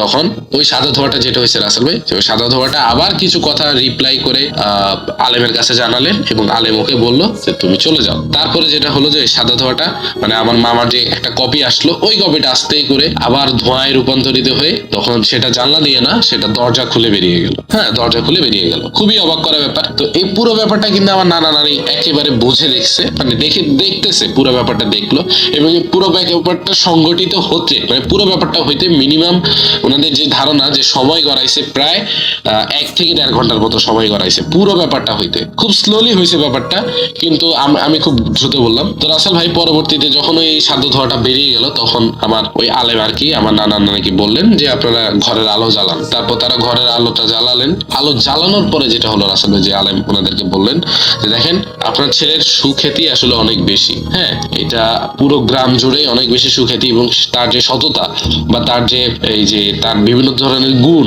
চরিত্র, এগুলোর কারণে লোক তার উপর সন্তুষ্ট। এই কারণে সে আসলে এত দূর পর্যন্ত আসছে এবং সে এখন খুব ভালো রুজি রোজগার করতে পারে। কিন্তু সবচেয়ে বড় কথা, আপনার ছেলের এই রুজি রোজগারের কারণে অন্য 2-3 জন 4 জনের রুজি রোজগার বন্ধ হয়ে গেছে। আপনার মানে বাজারে, যে বাজারে আপনার ছেলের দোকান, ওই বাজারে কিন্তু আরো 2-4 জন ইলেকট্রিশিয়ানেরও দোকান আছে, কিন্তু উনাদের যে ব্যবসাটা মানে উনারাও তো একই ব্যবসা করে, কিন্তু আপনার ছেলের জন্য উনাদের ব্যবসাটা প্রপারলি হচ্ছিল না। এই কারণে উনারা সংঘবদ্ধ হয়ে ঠিক করলেন যে কোনো কারণে যদি আপনার ছেলেকে ধ্বংস মানে মেরে ফেলা যায়, তাহলে উনারা তো সোনায় সোহাগা, উনাদের ব্যবসাটা আবার উপর দিকে উঠে যাবে। তখন যেটা হয় যে উনারাও মানে একটা খুব বড় একজন আলেমকে দিয়ে আসলে এক ধরনের ব্ল্যাক ম্যাজিক করে একটা জিন প্রেরণ করেন আমার মামার শরীরে। তো প্রথমে জিনটা যেটা করে যে আমার মামার প্রথমে মানে শরীরে ঢুকেই আমার মামার মেজাজটা খিটখিটিয়ে করে ফেলেন, এবং তারপরে যেটা করেন যে অসুস্থ বানাই ফেলেন। এর ফলে যেটা হয় যে আসলে মামার সাথে এই ঘটনাটা ঘটে। আর এই পুরো ঘটনাটা আসলে 100% সত্য, এবং এই ঘটনাটা আজ থেকে প্রায় 15 থেকে 20 বছর আগের ঘটনা, যেটা আমি কথায় কথায় আসলে আমি আমার নানা থেকে রিসেন্টলি জানতে পেরেছি। তো রাসেল ভাই আসলে ঘটনাটা কতটুকু ভালো লাগছে আমি জানি না, তবে ঘটনাটা যদি আপনার কাছে ভালো লাগে তবে আপনি ঘটনাটা অফকোর্স শেয়ার করবেন, আর ভালো না লাগলেও সমস্যা নাই। তবে আমার কাছে খুবই রহস্যময়, আর পুরো ঘটনাটা আমি কল্পনা করলেই মানে আমার খুবই অবাক লাগে। তো যাই হোক রাসেল ভাই, যদি ঘটনাটা ভালো লাগে অফকোর্স সবার সাথে শেয়ার করবেন, প্লে করবেন, এবং যারা এই ঘটনাটা শুনলেন সকল লিসেনারদের অসংখ্য ধন্যবাদ। সালাম আলাইকুম রাসেল ভাই। আমি মোহাম্মদ রাজবীর খান আরিফ, জি। আসছি উত্তরা দক্ষিণখান থেকে। জি বলেন। তো রাসেল ভাই, ঘটনা যেটা বলবো ওটা হচ্ছে 2008 সালে ঘটনা। তো 2008 সালে মানে আমার ফুপি মারা যায়, যার ফলে আমার স্কুল থেকে আমার আব্বু আম্মুর সাথে মানে গ্রামে চলে যায় দাদার বাড়িতে। তো গ্রামে যাওয়ার পর 3 দিন পর যে একটা অনুষ্ঠান করা হয়, সেই অনুষ্ঠান করানোর পর আম্মু বিকাল দিকে নানুর বাড়িতে চলে যায়। যার ফলে নানুর বাড়িতে যাওয়ার পর মানে রাত্রের দিকে মামা, আমি, আব্বুর কাছে মানে ফোন আসে যে নানু মানে শ্বাসকষ্ট হয়েছে আর কি, সেজন্য আর্জেন্ট একটু বাড়িতে আসলে ভালো হয়। আচ্ছা। তো মামার সাথে মামা বলতেছে আমাকে যে বাড়িতে যাবো কিনা। তো মামা আমাকে বলতেছে যে আমিও সাথে যেতে আর কি। তো তাই বাইক নিয়ে আর কি আমরা যাবো, রওনা দিব সে ব্যবস্থা করে আমরা বের হয়েছি বাইক নিয়ে। তো আব্বু বলতেছে আব্বু সকালবেলা আসবে, তো আমি চলে যেতে আর কি, আমি আর মামা। তো আমি বাইক ড্রাইভ করতে চাইছিলাম, কিন্তু আব্বু নিষেধ করাতে আমাকে আর ড্রাইভ করতে দেয়নি, বলছে মামাকে ড্রাইভ করতে। তো মামা ড্রাইভ করতেছে, মানে একটা বাজারে গেছিল আর কি, বাজার থেকে। তো আমাকে বলছে যে, আমি মামাকে বললাম যে মামা আমি ড্রাইভ করব, তুমি আমাকে দাও। তো ড্রাইভ করতেছি, তো ড্রাইভ করার মাঝপথে লোক হেডলাইটের যে আলোটা, এই আলোটার যে আলোতে মানে আমার চোখে পোকা পড়ে আর কি চোখে, যার ফলে মামা আমাকে বলে যে হেলমেট পরে নিতে। তো হেলমেট পরে যাচ্ছি, তো হঠাৎ মানে মশা হেলমেটের গ্লাসে পড়ে মানে গ্লাসটা নষ্ট হয়ে যায়, যার ফলে আমি আবার সামনে হেলমেটটা খুলে আবার সামনের দিকে যাচ্ছি। তো রাস্তার পাশে একটা পারিবারিক কবরস্থান পড়ে আর কি। তো পারিবারিক কবরস্থানটা তো আমি ক্রস করার সময় ডিপার দিয়ে মানে বাইকের ডিপার দিয়ে হেডলাইট বাড়ি দেওয়ার সময় একটা কালো কাপড় পরা একটা মহিলা দাঁড়িয়ে আমাদেরকে সিগন্যাল দিতেছে। তো মামা বলতেছে যে এখানে একটু গাড়িটা স্লো করো, দেখো কি বলে। তো আমি স্লো করছি, করার পরে মহিলাটা বলতেছে যে ওনার অনেক বড় বিপদ, ওনাকে হেল্প করার জন্য। তো মামা বলতেছে যে কি হেল্প, বলতেছে আপনারা তো এরকম গ্রামে যাবেন, তো আমাকে এই গ্রামটায় নামিয়ে দিন। তো মামা বলতেছে যে আমি এই গ্রামে যাব, তো আপনি এটা কিভাবে জানেন? তো মামার মনে একটা মানে গটকা লেগে যায় আর কি। তো মামাকে বলতেছে যে আপনি এরকম চেয়ারম্যানের নাতি বা এই যে এরকমের ছেলে না। তো মামার মানে মনে মানে আপনাদের পরিচয় জানতে পারলো, কিন্তু মেইন ঘটনাটা কি ঘটেছিল সেটা বলেন। তারপরে মামা বললো যে তুমি চলে যাও, মানে নেওয়া যাবে না ওনাকে। তো যাওয়ার পরে আবার মামা কি মনে করে আমাকে বলতেছে যে মহিলাটা মনে হয় বিপদে পড়ছে, জি। তো আমি বাইকটা নিয়ে যাই। তো মামার সাথে আমি বসলাম, মানে মামাকে বললাম যে আমি ড্রাইভ করি, তখন মামা ড্রাইভ করতেছিল। পরে আমি ড্রাইভ করে যখন আসতেছি, তো আমার গিয়ার মানে তখন নতুন শিখতেছিলাম আর কি বাইক। তো গিয়ার মানে থার্ড গিয়ারে থাকার ফলে মানে গাড়ির স্টার্টটা কবরস্থানের সামনে এসে মানে স্টপ হয়ে যায়, যার ফলে চাঁদের আলোতে যতটুকু আমি দেখতে পাই মানে ওই মহিলাটা ওই জায়গাতে নেই, কবরস্থানের ভিতরে গেছে। তো কবরস্থানের ভিতরে যে মানে কবর থেকে মানে মাটি খুঁড়তেছে। তো আমিও চুপ করে দেখতেছি, মামাও চুপ করে দেখতেছে। তো দেখার পরে মানে কবরটা খুঁড়ে আপনার ছোট একটা যে পিচ্ছি বাচ্চা আর কি, এরকম বাচ্চা ধরনের একটা কিছু খুলে, যে আপনার যদি একটা মানুষকে যদি অনেক দিন পানিতে রাখা হয় একটু সাদা সাদা কিরকম টাইপ হয়ে যায়, ওই বাচ্চাটা এরকম টাইপে আমি যতটুকু চাঁদের আলোতে দেখতে পারছি, মাঝখানে দুইটা পার মাঝখানে ধরে টান দিয়ে মানে ছিঁড়ে ফেললো। তো মানে কিছু হাত দিয়ে কিছু একটা ঢুকে আপনি মানে, নিজের চোখে দেখেছেন? হ্যাঁ। আচ্ছা। তো তখন ভাই আমার কি অনুভূতি ছিল, মানে ইয়ে হয়ে গেছিল। তো যার ফলে হাত দিয়ে মানে এরকম করে বের করে মানে কিছু একটা খাচ্ছে। তো আমি মানে ভয়ে ভয়ে আস্তে আস্তে করে গাড়ি মানে ঘুরাচ্ছি আর কি। তো ঘুরানোর পরে মা বলতেছে তুমি টান দাও, এসব আল্লাহ ভরসা, তুমি টান দাও। তো আমি টান দিতেছি, তো মহিলাটা এত ভাই কুৎসিত ভাবে এত একটা হাসি দিছে, বলতেছে তোরা মানে বাঁচবি না, এরকম করে একটা কত কথা বলতেছে। তো আমি সাথে সাথে গাড়ি টান দিই। তো দেওয়ার পরে মানে রাস্তার সাইডে আশেপাশে মানে এই পাশ থেকে ও পাশে মানে এরকম করে করে আমাদেরকে সিগন্যাল দিচ্ছে। ওই মহিলাটি বারবারই আসতেছে আমাদের কাছে। তো মামা বলতেছে তুমি এসব কোনো ভয় পেও না, তুমি সামনের দিকে এগিয়ে যাও। তো আমি সামনের দিকে যাচ্ছি, তো হঠাৎ দেখি মানে গ্রাম অঞ্চলে সাধারণত রাসেল ভাইয়া এসব বড় বড় ডিস্ট্রিক্ট লরি এসব ঢোকার কোনো সম্ভাবনা নাই, তার ভিতরে বা 2টা 8টার ভিতরে রাতের বের দিকে। তো ওই ডিস্ট্রিক্ট লরি আমাদের দিকে সামনের দিকে আগে আসতেছে। তো মামার বলতেছে মামা আমি এখন কি করতে পারি? মা বলতেছে তুমি সাইড কাটিয়ে চলে যাও। উনি তো রাস্তার মাঝখান দিয়ে আসতেছে, আর রাস্তা ছোট, আমার তো খালে নামতে হবে। মা বলতেছে তুমি আল্লাহ ভরসা, তুমি চলে যাও।